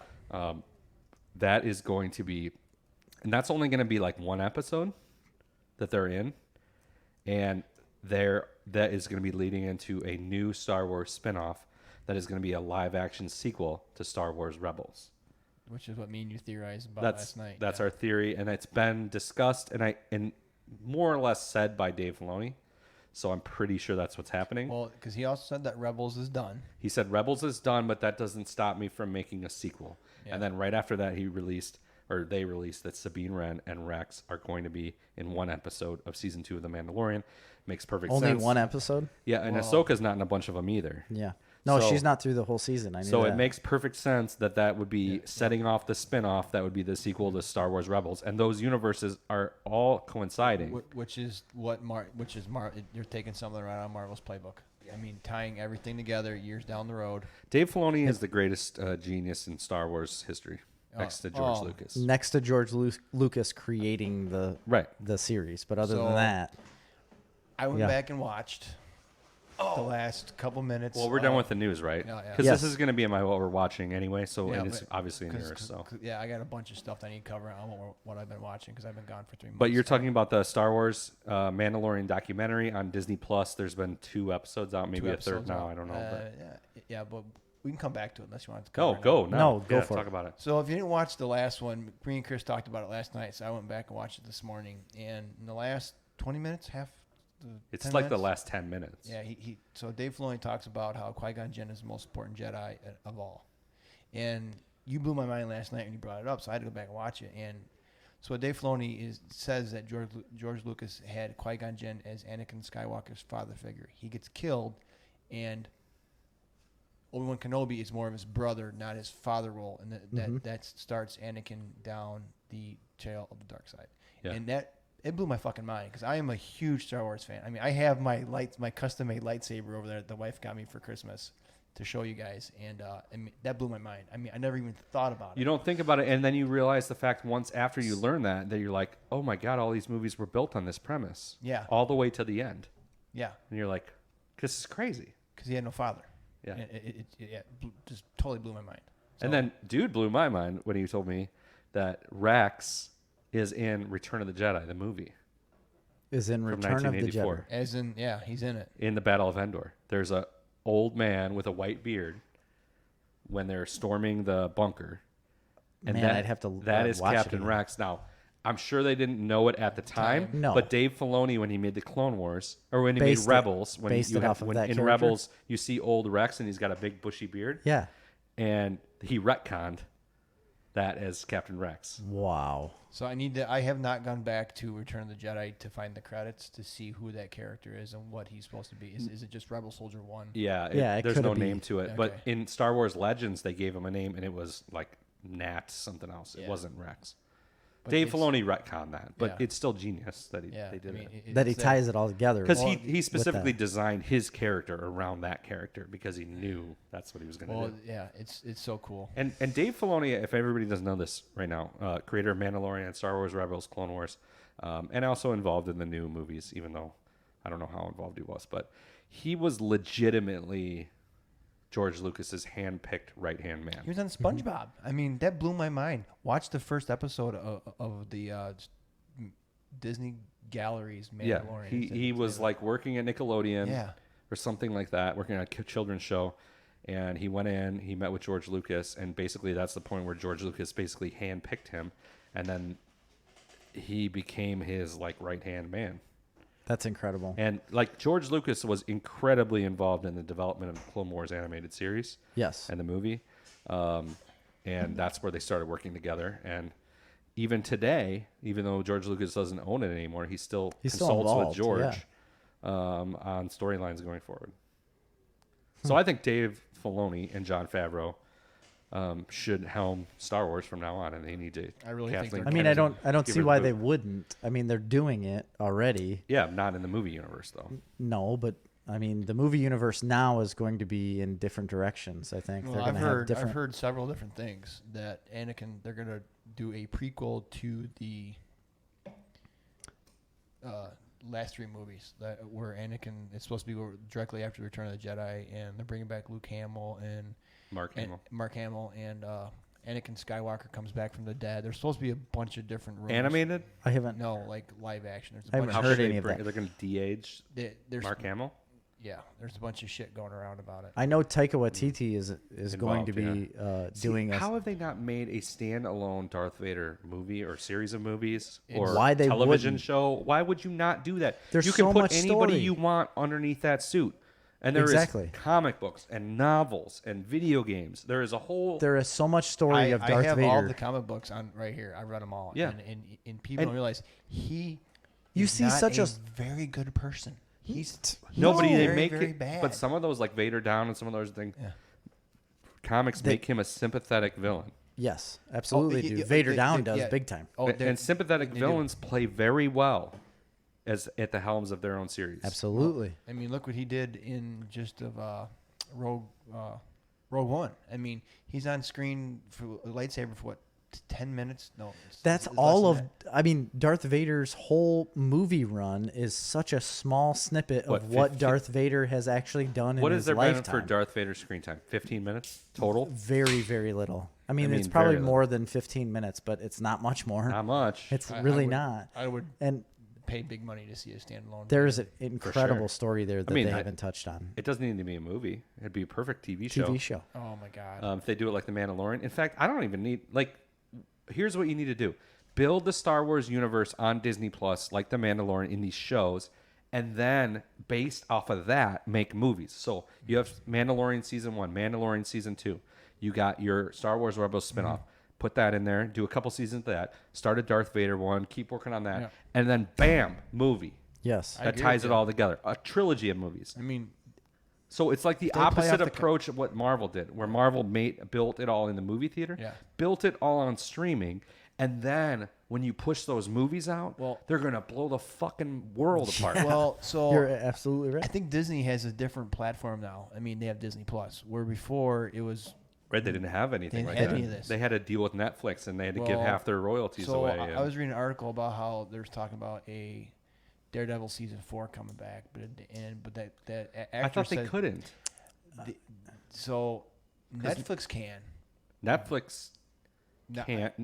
So they has to be canceled for 2 years for Disney Plus to be able to pick it back up. Okay, that's so there's rumored that there's going to be a Daredevil series, but that actor said, Daredevil has been canceled for at least 2 years now. Yeah. So the actor said I don't know anything about it. They're talking about him being in the new Spider-Man movie. Yes. That actor cannot play that character for 2 years after cancellation. So but it's already been 2 years. This was an article I read at 6 months when I was in Texas. So.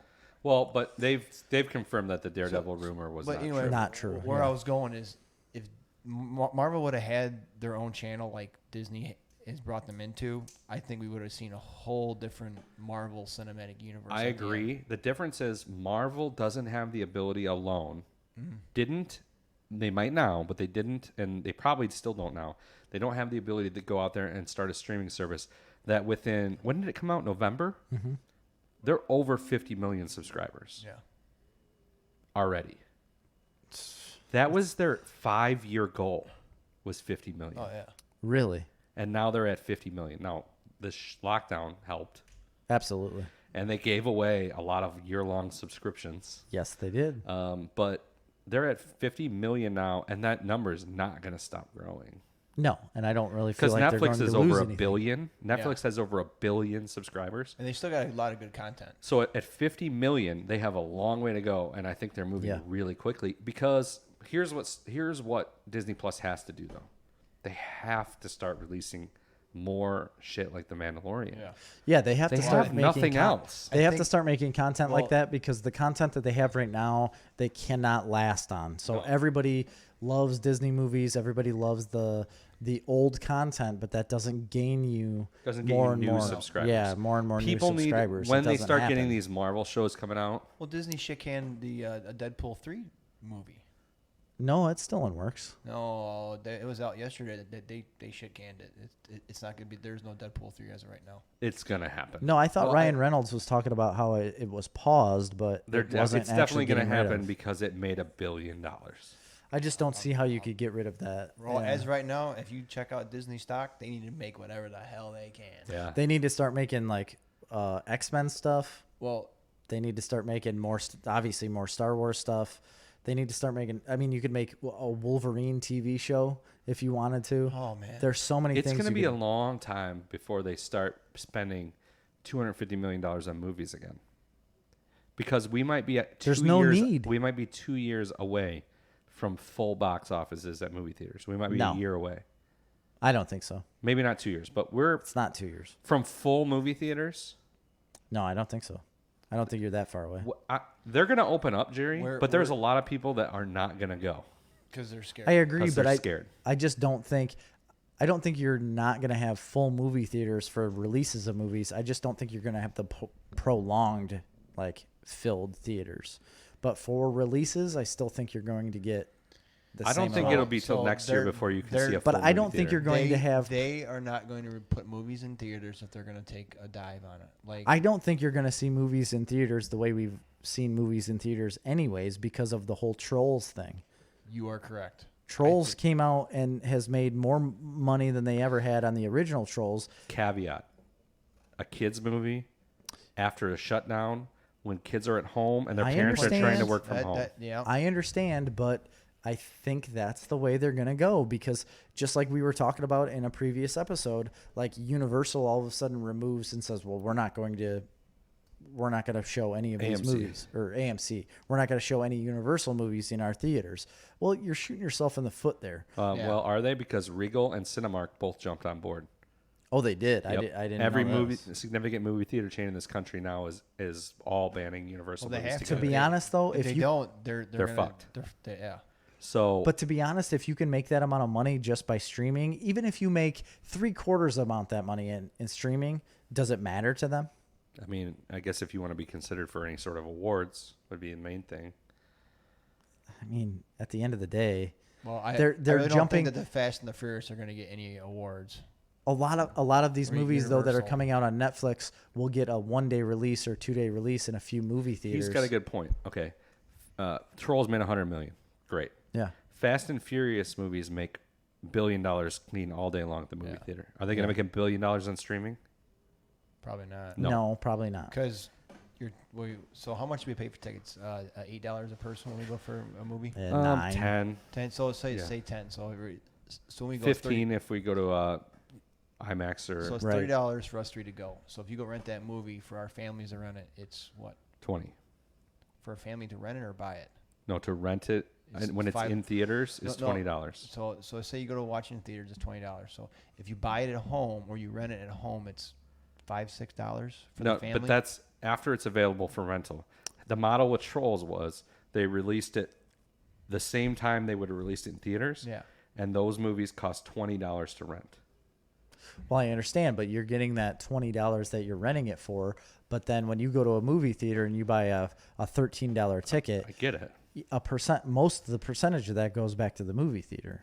So Right. here's I mean, my at least question half, to you yeah. two: if we had a chance to go back and watch Endgame or any I- movie we've seen, I don't what- want to what- watch these at home. Well, say we had the proper. So say this is gonna be the new norm for us. Like, movies are gonna be released to us from now on this way. $20 to rent it. So in your in your basement, if you could take one room, turn it into a theater room where you had a giant projector and we all spent some money on it and did it correctly, Yeah. would you much rather do that No. No. No, Okay. I would much rather go okay. to a theater. I want to go to the theater. Yeah. I want the Okay. 100-foot screen, Yes. not a 100-inch screen. It's my opinion. If you did it correctly and you did it right, I would much rather watch it at home than have to go to the movie theater. Are you fucking kidding me? No You'll never get way. an IMAX-sized movie Okay, theater in your well, yeah. house. You're not going to have That- the same experience. It's The just sound, not the same. I mean, It's the sound with the the size audience. of I mean, with the size of screen that you're in. Just throwing it out there. I don't know, the ambiance, the popcorn. do you remember? the cherry Coke? Hey, do you remember seeing Do you pull Infinity your War? recliner up to your 80-inch TV and act like it's a movie theater? You can't. You can't reproduce it. I do it on my You can't. 60-inch. It's like a. You can't reproduce it though in reality. Yeah, I mean, This is why I've always said I don't believe movie theaters will ever go away because of that experience. But I do believe that a lot of people don't have the same mindset as me about that. Like, I'm sure they don't. But nostalgic there's a lot of effect, freaking but people in the world. there are. There's 7 billion of us. Yeah. 8, almost. Almost 8. That's a lot of people. But a lot of those people also don't have the availability of a movie theater. Yeah, they Right. don't Well, watch okay. movies in Africa. Well, That but makes you there's a watch lot some. of okay. So there's 4 billion people with access to movie theaters. Okay, so we Probably just more than reduced that. it by 50%.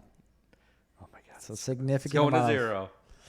We're all gonna die of corona anyway, so it don't matter. No, but I get the argument. I do think in our lifetime, especially in the next 20 years, you're going to see less and less theatrical released movies and more digitally released movie or like streaming released movies. Not if the theaters all band together. What's hard is If they band together and start removing whole production companies from releasing movies at their theaters, the only option they have is to release them in streaming.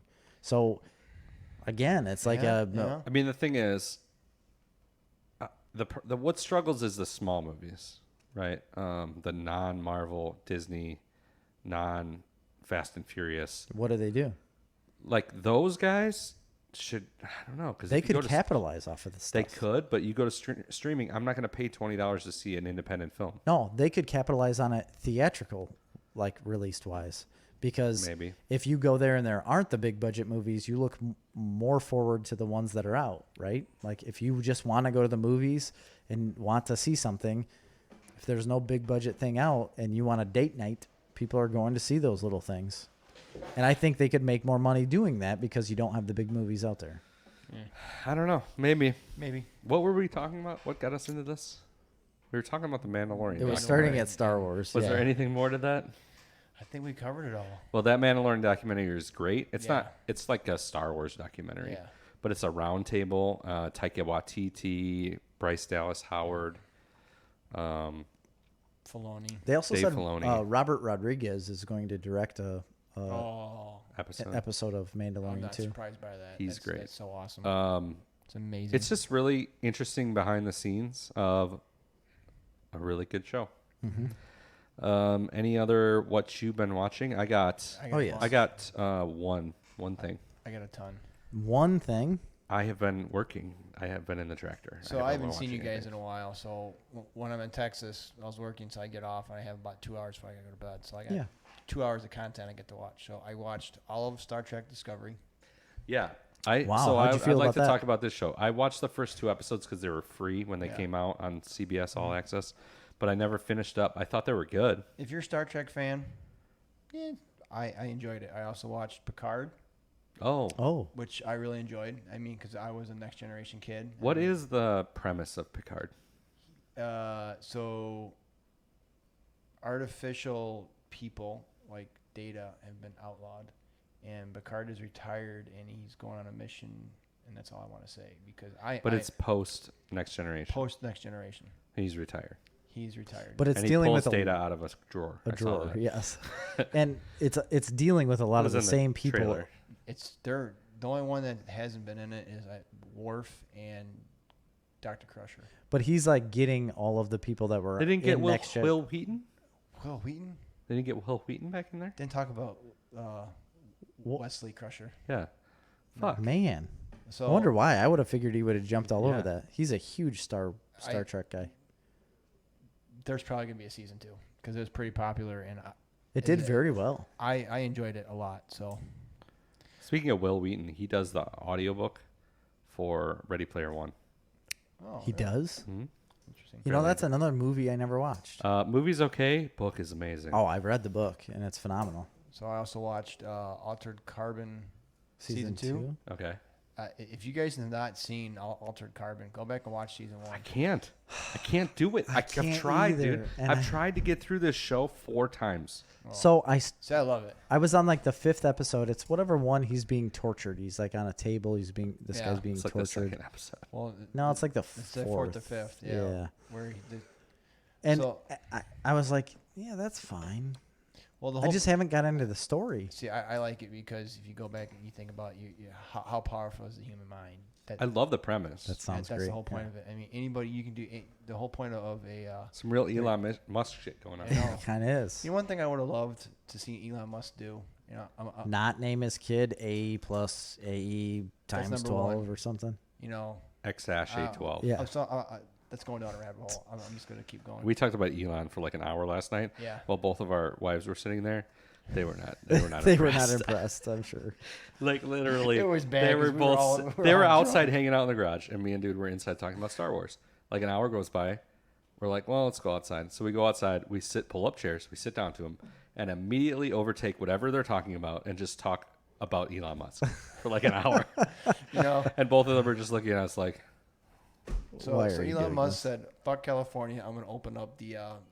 yeah, he's moving to Factories. Texas. Yeah. He's like, I'm opening the factories, and we're gonna shut you down. I would have loved to see Elon Musk come out of his factory in like a Iron Man type suit and just machine gun them all, because he's Elon Musk with his flamethrowers. First of all, he would not have an Iron Man type suit. He would clearly have like a mech.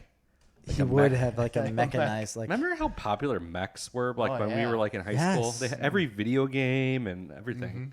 What's the game called? It's Oh, they're Mech Wars or something. Mech Wars There's a and bunch then of there's, them. So what else did I watch while I was down there?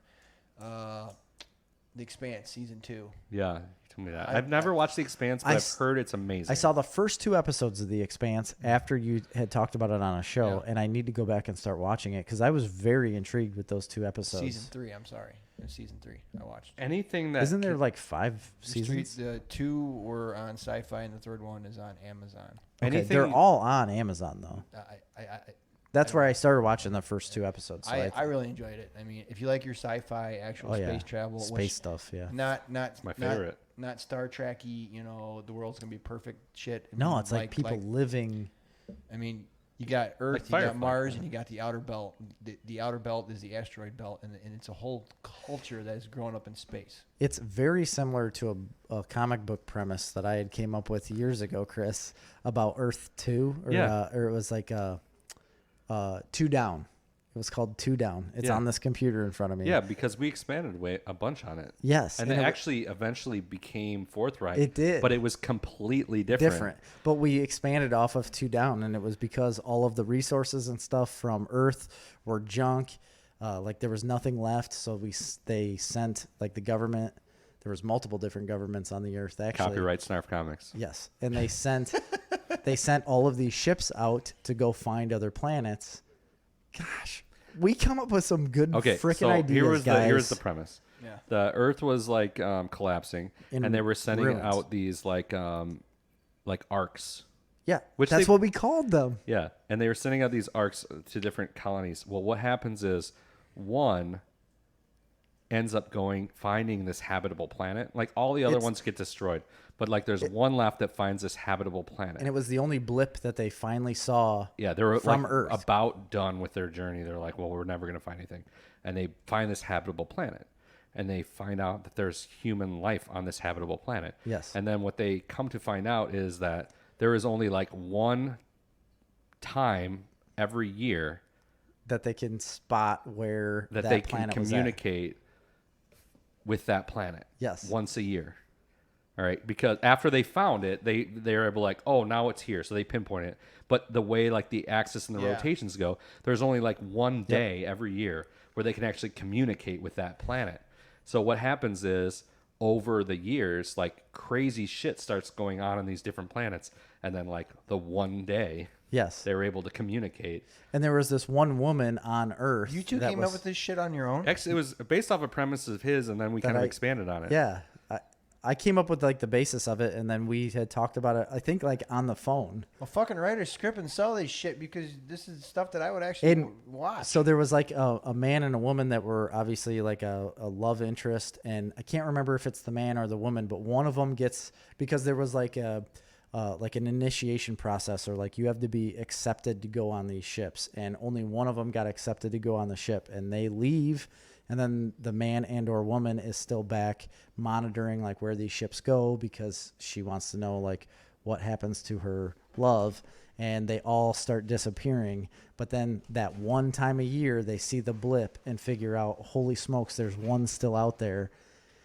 And it was like jumping back and forth from Earth being collapsing to the ship, where they find out that there's more life out there. And but what happens eventually is we start teleporting them back and forth. Yeah, they start having they have to, when they get there, they can set up this like beacon that would allow them to communicate, but they still can only communicate at these times. Well, anyway, what happens is they keep coming around, but like the people that were already there on that second planet, remind me if I'm wrong on this, started getting more like warlike. Yep. Throughout the year, so like the next war, and then they figure out a way to like teleport. Well, but it was the same thing on Earth, because then the governments start finding out about it, and they're like, oh, well, we can access that place and start exploiting like what they have as well, which is the whole idea of like getting away from, like, we're trying to get away from these like exploitive governments that have ruined the Earth as it is. And nice. You want to know the it's second just, like, book that we crazy. started writing, or we wrote the premise for, and we never finished. We can't use the name because it's like Disney copyright totally. Ideas copyright Snarf Comics, but it was called Spaceship Earth. And what happens is, like, this was yours. Yeah, this one was mine. People on Earth start to realize, like through unfailing conspiracies, that the Earth itself is actually a spaceship that was built. And I mean, I'll give you the short pitch. Is like, They kind of did this on Sci-Fi. They did? Yeah. Not the whole Earth, where they say the Earth dies and they shove them into a spaceship. No, to go they that's found out different. like the Earth itself was a spaceship that was created by an alien race. Oh, okay. All right, and we evolved on it just by happenstance. But this was a spaceship that we find out that we're not just like randomly on this planet. Like, this spaceship was created as a ship for an alien race to transport to a certain place in the galaxy. They died. Humans started evolving. We have this life for hundreds and thousands of years. And the short pitch was, they find out that they're on a spaceship and the Earth is a spaceship, and now they've arrived at the destination. Yes. Oh, And that's fucking cool. like, you find out what the destination for this ancient race of aliens was in the first place. Fuck. Quit your day job. Start writing this shit. There was more. What about the one The fuck? that we had There's with, so many ideas that I have saved on this computer. All of these pitches and everything Solid are on this gold. computer. what was the one where the guy was living on Earth and there was like invisible walls? Yeah, so that was also, we combined that with Two Down to create Fourth Reich. But that one was interesting on its own. We didn't have a lot to it, though. No, he was living in a computer simulation, which he didn't know about, but he figured it out because he happened to walk through an open space that they didn't have closed. And he got like on the other side of the computer simulation and realized like, oh, like there's these open holes in this Earth that you can access. And then like, you know, and then there was people that were trying to find him because he was the only one that had access to that. And he was like coming back and forth out of that. And he was like this small time guy. And that's what he owned, a bagel shop. Do you remember this? Like, Yeah. He owned a bagel shop with his wife and happened to stumble upon like this thing. That's so cool, man. That grew into Fourth Reich because what happened was we decided we wanted to add Nazis. Yes, yeah, we did. So then it kind of became that the protagonist in Fourth Reich, I don't know if you've ever read. I don't know if he ever gave you the first script. No. It's on Patreon. You can read it. I'll have to read Not all of it. No, there's the first 4 pages are out. I should start adding more pages. We have a 24-page script for it. Yeah. The premise of that was this guy finds out basically, and I won't go into in depth, but he finds out that like he's had mental problems his whole life, like schizophrenia, and he's on all these medications, and he has these visions. Like he'll be in a room, and then all of a sudden he'll have like visions, and in some of his visions there's like wars going on, and what he finds out is that his visions are actually like his ability to actually jump dimensions into a dimension where the Nazis won World War II and took over the world. That's fucking cool, man. So it's like a parallel dimension to the one we're in. Yeah. And it's like as if, the Nazis won World War II. And they occupy the United States. And then, so he, eventually figures out that he's actually crossing dimensions because like he's not schizophrenic. He's actually able to cross dimensions. No shit. And he finds other people with that ability. There's like a small team of them. Yes. With this ability that are like, the Nazis are trying to infiltrate our dimension because they have this huge army built up. I'm like really impressed by this. So there's this like little group of freedom fighters They're like that are able almost to like a cross rebellion. dimensions, but they can cross in and out and they can like foil the schemes of. Yeah. But the Nazis are able to not physically cross over. These guys are special because they can physically cross over dimensions. Mm-hmm. But the Nazis have figured out a way to like talk to people in other dimensions. So they have planted agents in our world that are actually working for the Nazis from the other dimensions. It's so cool, man. And one of the guys was his psychologist. Yes. That was keeping him on these meds, suppressing his ability. Fuck, guys, write a script. We already did. Oh, no, that one's finished. done. You could quit fucking working. We had some of the art done, actually. Yeah, we did. We just didn't care for the artist. No, and we decided that story was just so big. It was so big. That it was like so ongoing. We that needed. it would be We almost had it the impossible way to we do. outlined it. We had like 20 issues, and we're like, this isn't even the end of the story. It's a comic book, boys. That's a fucking TV show right there. Well, It's like a novel. yeah, and there is kind of a couple. Like unfortunately, multiple novels. Afterwards, we found out there was kind of a couple similar ideas out there. Like there's one comic book called Uber, Yes, Uber was similar, and then there's Man in the High Castle, Yeah. which is similar. But I mean, ours is Whatever. different enough. It It's is very different. Neither of those have cross dimensions. No. Dude, I'm telling you, there is cross-dimensional robotic Nazi Warfare warfare. and love Assassins. interests. Nice. You get the love interest, you get trying to save people, you get all sorts of different things in that book. And My favorite scene The was the one where doctor he's stuff. driving down the road in his car, and all of a sudden this like old school Nazi tank busts out, yes, and then he automatically crosses dimension, and his car crashes into a pole, and he's in the middle of this like War-torn. Nazi That's fucking battle where cool. the rebellion That's is what you like guys need firing to, upon that's, him. That's amazing. That's just a great story. You guys need to write that one. no, did. it is. We It wrote is it. written. Well, then get it published. Do something with it. It's just sitting there. Yeah, it is. It is just sitting there. So is Jetpack Samurai, which is also really good. It is a know. very good story as well. That's a whole nother one. We've come up with a lot of ideas.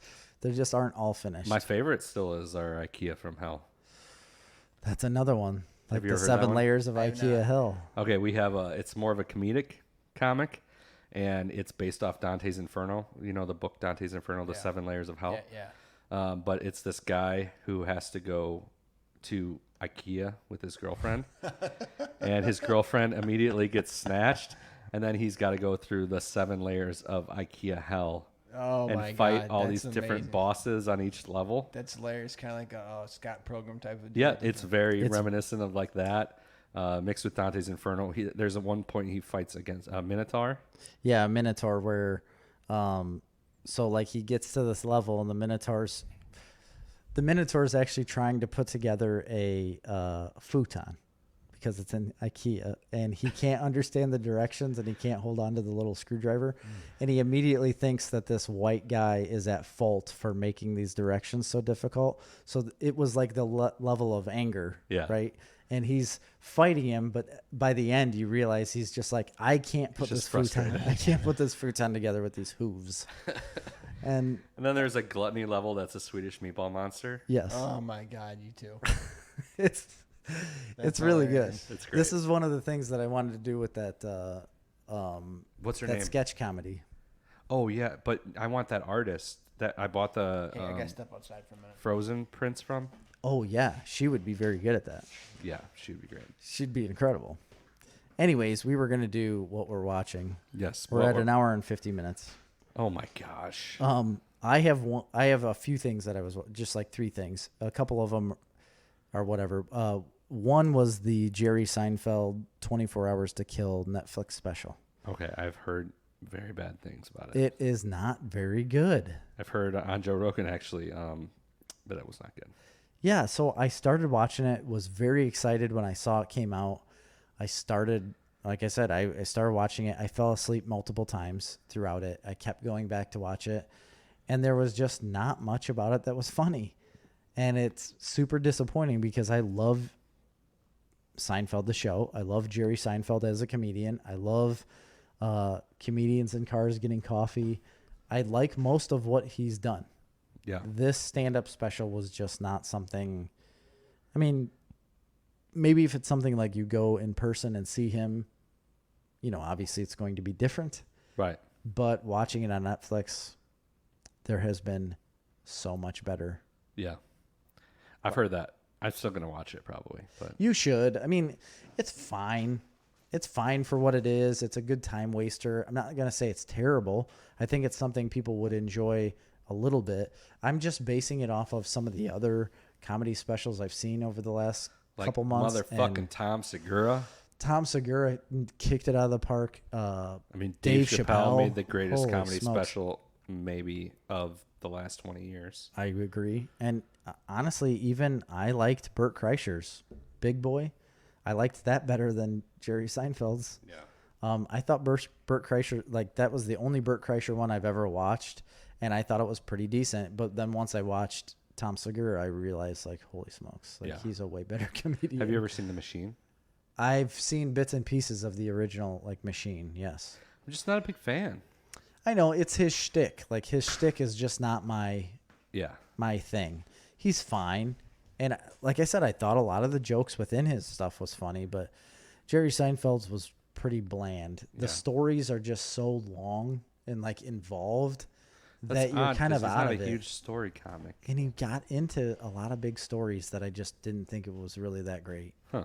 Did you watch any of that, dude? Jerry Seinfeld's Netflix special? No, I have not. Skip it. Yeah. I mean, you can watch it if you want. I love Jerry Seinfeld. I mean, So do I. Comics So getting do I. coffee. Yeah, comedians in cars getting coffee. That's it. It's a great show. They're great. Awesome. Yeah, I've heard that's really good. I've also heard Oh, I Jay love it. Leno's Garage is really You've good. never seen Comedians in Cars Getting Coffee? I've seen every single one of them. Oh, Absolutely love it. The way you said that was like, yeah, I've heard that's great. So Jay Leno's Garage, there's 2 parts to it. There's the car part where so he actually has a Case IH, 600 horsepower tractor on there just to show it off. And He's got a quad track. Yeah, he's got a big quad track, and he brings the tumbler. Yeah. He owns like a special edition quad track. Yeah. Just for the hell of it. Is that the one he's driving around LA all the time? Yeah. Yeah. You can't drive that around LA. He does. That's so dumb. I mean, he did for a show yeah. one time, but I don't think he drives it around frequently. So he got the tumbler, the Batmobile from Batman Begins, and drove that around, and it's really cool. It's a great show. If you ever get a chance to watch Jay Leno's Garage, I highly recommend. I will. Where's it on? I've only seen bits and pieces of it on YouTube. Yes. I don't know Okay. what else it's on. Well, I got one I've been watching, and then I think we can go to Dude because he's got a bunch he wants to talk about. We don't have a lot of time left. I got a couple more. But you're not important. I am important, and these stories are important. It's all about me, Jerry. Okay. I got a big one I've been watching. I started watching on the DC Universe app the animated Harley Quinn show. Oh, I need to watch that. It was recommended very much okay. by... Avid listener, first time caller. Huh? That's like a regular radio thing. Oh, okay. From Man Have you Cow. heard that? No. Long-time listener, first-time caller. Yeah. They say that all the time on Yeah. a lot of radio shows. Yeah. You idiot. A lot of like Rush Limbaugh. They said that. Yes. A lot of people say that. Money talk. Why do you look at me like you've never You heard said this avid stuff before? listener. Yeah. I'm sorry. You screwed it up. It's not avid. It's longtime listener. You knew first-time exactly caller. what I was saying. You knew exactly what I was saying. Anyway, I heard somebody on a podcast talking about how great this show is, so I checked it out. It's really, really, really funny. It looked like it was. And it's super adult, right? Oh my god, yeah. It's definitely rated R, extremely violent, hilarious. It's like a workplace comedy with all the Batman villains. Where they all like I didn't realize work that. in like an office setting at the Legion of Doom. And, Really? Joker is super funny and hilarious, and it's kind of all premised on the fact of Harley Quinn and Joker breaking up. Yeah. And like Harley Quinn breaks up with the Joker, but Joker doesn't want anybody to know. He wants everybody to think that he broke up with Harley Quinn. Okay. It's like embarrassing for him, and he just is randomly just murdering the shit out of people like constantly. That's perfect Joker. And It it really is hilarious. The action is great. Poison Ivy is great. So Harley Quinn goes to live with Poison Ivy, so she's great. There's it's just really, really funny. It's really good. I think everybody should check it out. I'm not like a huge Harley Quinn fan. Neither am I. But I am, I guess. I've always liked Harley Quinn. I've liked her from the original Batman, the animated series. Like, I like the origin of her. I just... Me and you are the biggest Batman fans that I know of. Yeah. And her character has grown. Oh, yeah. Completely different. So much, which I like seeing her character grow because there's so much more to her. I mean... Yeah. Oh, well, this is a whole different thing. And like I said, the comedy aspect is what's great about this. Bane is hilarious. Oh. They go to Penguin's son's bar mitzvah. All the villains go to Penguin's son's bar mitzvah. And Bane is just like... Bane is like the guy that all the supervillains dump on and like make fun of. Yes. Hilarious. He's like, oh, why do you make fun of Bane? Is this and like he's got the Tom Hardy voice. Oh, he does? Oh, yeah. Yeah. Is this like an Archer-esque type show? Similar. It's similar to Archer. Nice. It's got really nice. It's got really good animation though. Better than like. It's not that same style as Archer. Right. The first season of Archer was amazing. A lot of Archer is very good. And Kaylee Cuoco. She's the voice. She's right? the voice of Harley Quinn. She's great. All the voice acting is great. Yeah, she's from. I'm not familiar with Big Bang Theory. Big Bang Theory. Penny. Penny. Okay, yeah. So it's, and the girl who plays Poison Ivy is great. There's a funny, really super funny scene where they go out to this bar mitzvah, and she's like, I don't like going out. And she's like super hot, Poison Ivy is, and she's like, I don't want to go out. You know, like all the guys are always all over me, basically. And like she's kind of a lesbian, and she is in the comics, but you could tell in the show like she's got a thing for Harley Quinn. Just Harley doesn't realize it yet. Anyway, so they go out, and she's like, well, whatever. So she starts getting hit on by Kite Man. And it's this guy. I forgot about he just like Man. pulls the thing, and a kite pops out. And it's funny. So they go on this ridiculous adventure. So she's got these pheromones that when she sprays them, it makes people fall in love with them, but it also kills them and turns them into plants. Yes. And so Kite Man, for some reason, takes it and gives it to a bunch of kids.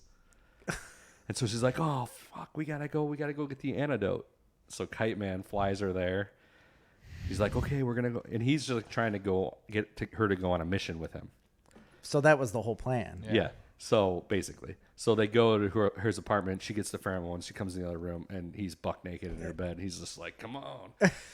And she cusses him out, whatever.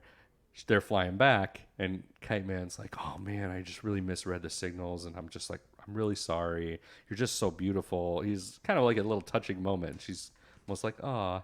And I don't know. It's just really funny because like 2 episodes later, they pay it off where Kite Man and Harley Quinn run into each other like out in the world. And she comes back and she's like, yeah, and I ran into fucking Kite Man. They like ruined it. And she's like, did he say anything about me? It's just really funny how they pay off such a little thing like 2 episodes later. It's a really funny show. I like it a lot. It looks really good. I just saw like advertisements for it on YouTube, and it looked really funny. And I've always thought like, oh, maybe I should watch that. But Harley Quinn has never been a character that stood out to me. So honestly, she's the worst part of it. Oh, really? She's the worst part of the show. Not that she's bad, but like the supporting characters are like Bane and Joker, and I'm trying to think of who the other main villains are. Riddler. And Batman's in it because she gets in Batman's cave. He's only been in 1 episode that I've seen. I've only seen like 4 episodes, and he was in 1 of them or 2 of them. How many episodes are there for the season? I don't even know. But there's 2 seasons out. Oh, already? Yeah. Holy smokes! I guess I didn't realize it was out that long. And they're like Jim Gordon is like this like spazzed out guy who's always saying inappropriate things, Which he should be. And Batman and Harley Quinn are like there talking to Jim Gordon, and he's spazzing out. And Batman's just like, Jim, calm down. It's funny, dude. It's really good. I like it. All right, dude. What have you been watching? I watched Superman: The Red Sun the other night. I highly recommend it. Yeah, that's a really good one. It's good. Who wrote that comic, by the way? Oh, that's an old comic. Yeah, but it was somebody big wrote Red Sun. The best part about that whole movie was Batman. Yeah. I know he's a terrorist, and he's a murdering motherfucker.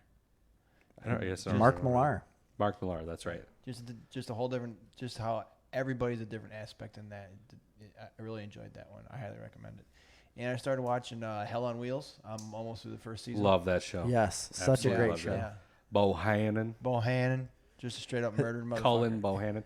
When I had Grayback Cash, that was like my number one name. Cullen. Hell on Wheels was on. Yeah. And I'm like, I like the name Cullen. And Marley liked it too. It was like on our final 5 list of 5 names. Really? Was You actually Cullen. listed That's a yours good out? one. Huh? You actually listed your kids' names out? Oh my God, I got a list on my phone and my notes. It's got like 75 names on it. Holy smokes. And then we kept paring them down. Wow. Crystal went, I want this name. Like, I really like this one. She goes, that's great. This is what we're name our son. I'm like, okay. All right.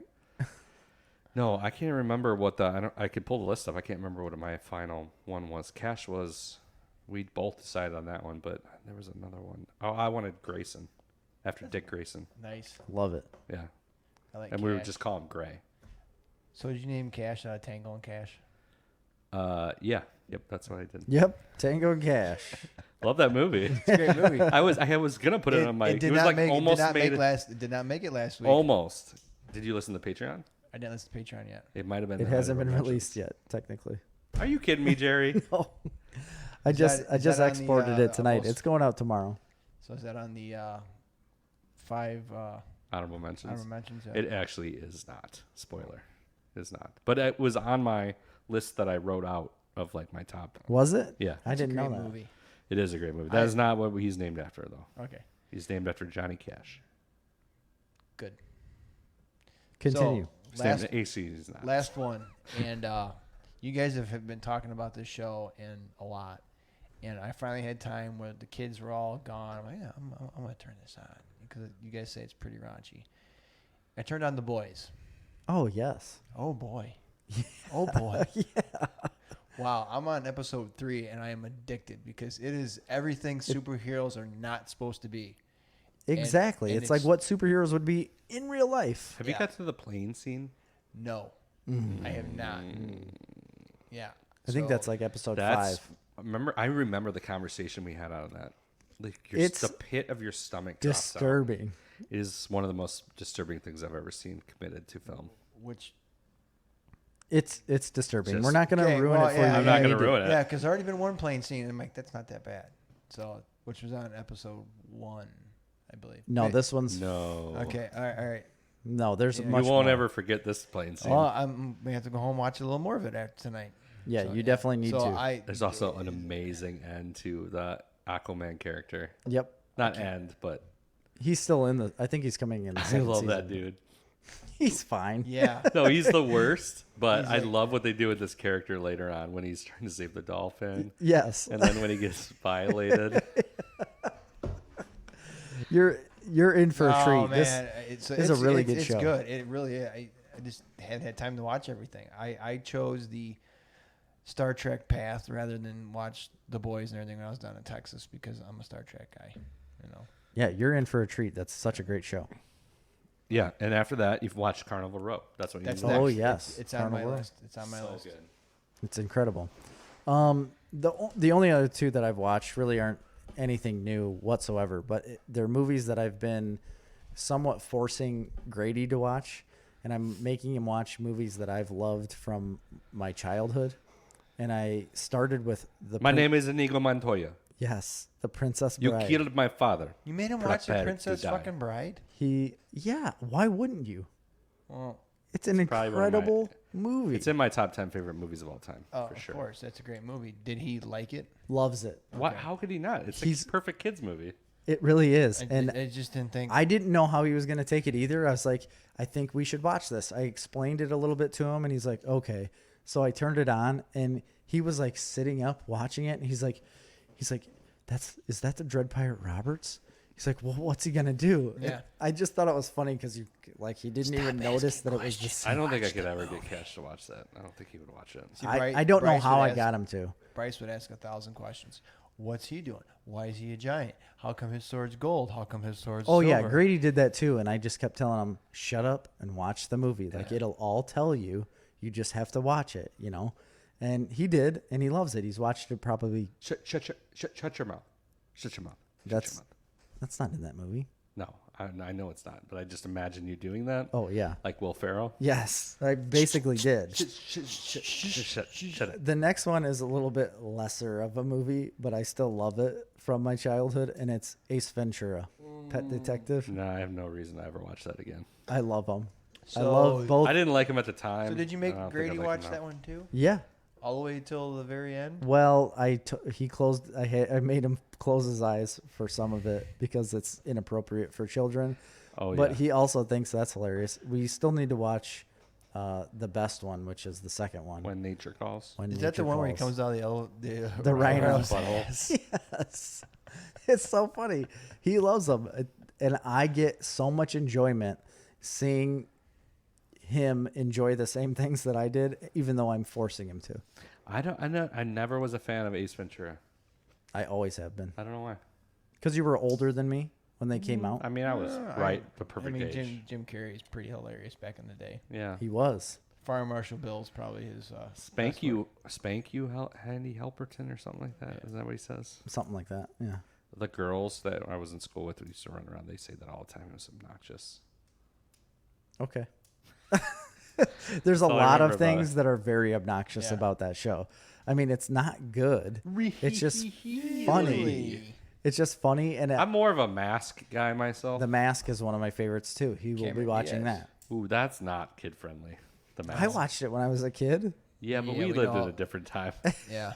I don't think you watched it when you were 7 or 8. It came out when I was that age. Okay. It came out in like 90. I think it's like, Five? wasn't it R rated? No. No, it's PG-13. Well, I'm tempted to tell the comic book is fucking R rated. Well, yeah. Absolutely. But What- yeah, it was There's a sequel to that. Son of Mask with Son of- Jamie Kennedy. That's it. Yep. Yep. What was his show? Really bad. Bad. Yeah. What was his Jamie show? Kennedy experiment or experience. Experiment. One of those two. Yeah. It was pretty good. They're so bad I don't remember. It was not Yeah. bad. It wasn't The bad. Mask came out in 1994, and I would have been 7. I was, Yeah, because I would have been 14. I was 10. It's great. It's got a 6.9 rating out of 10 on IMDb. That's way better than I would have expected. It's a good movie. I I'm just loved saying it. it's not like I very liked it. kid friendly. It's a very That's when I adult became themed. in love with Cameron Diaz. Yep. Mm-hmm.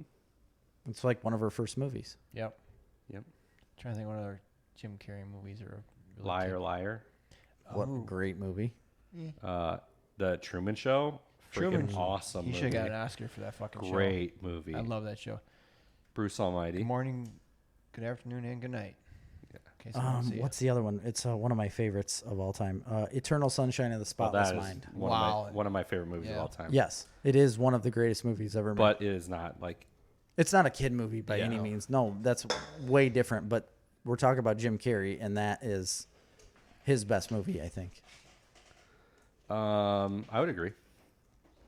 It is. One of those two, would you? All right. What else you got, Jer? That's all I got. All right, dude's got some more, and then we're out of here. No, I thought you wrapped it up, right? That's it. That's all I got, Chris. That's all you got? Oh, well, all we I got. just opened another beer, so I guess we're gonna have to keep going. But we're at 2 hours and 8 minutes.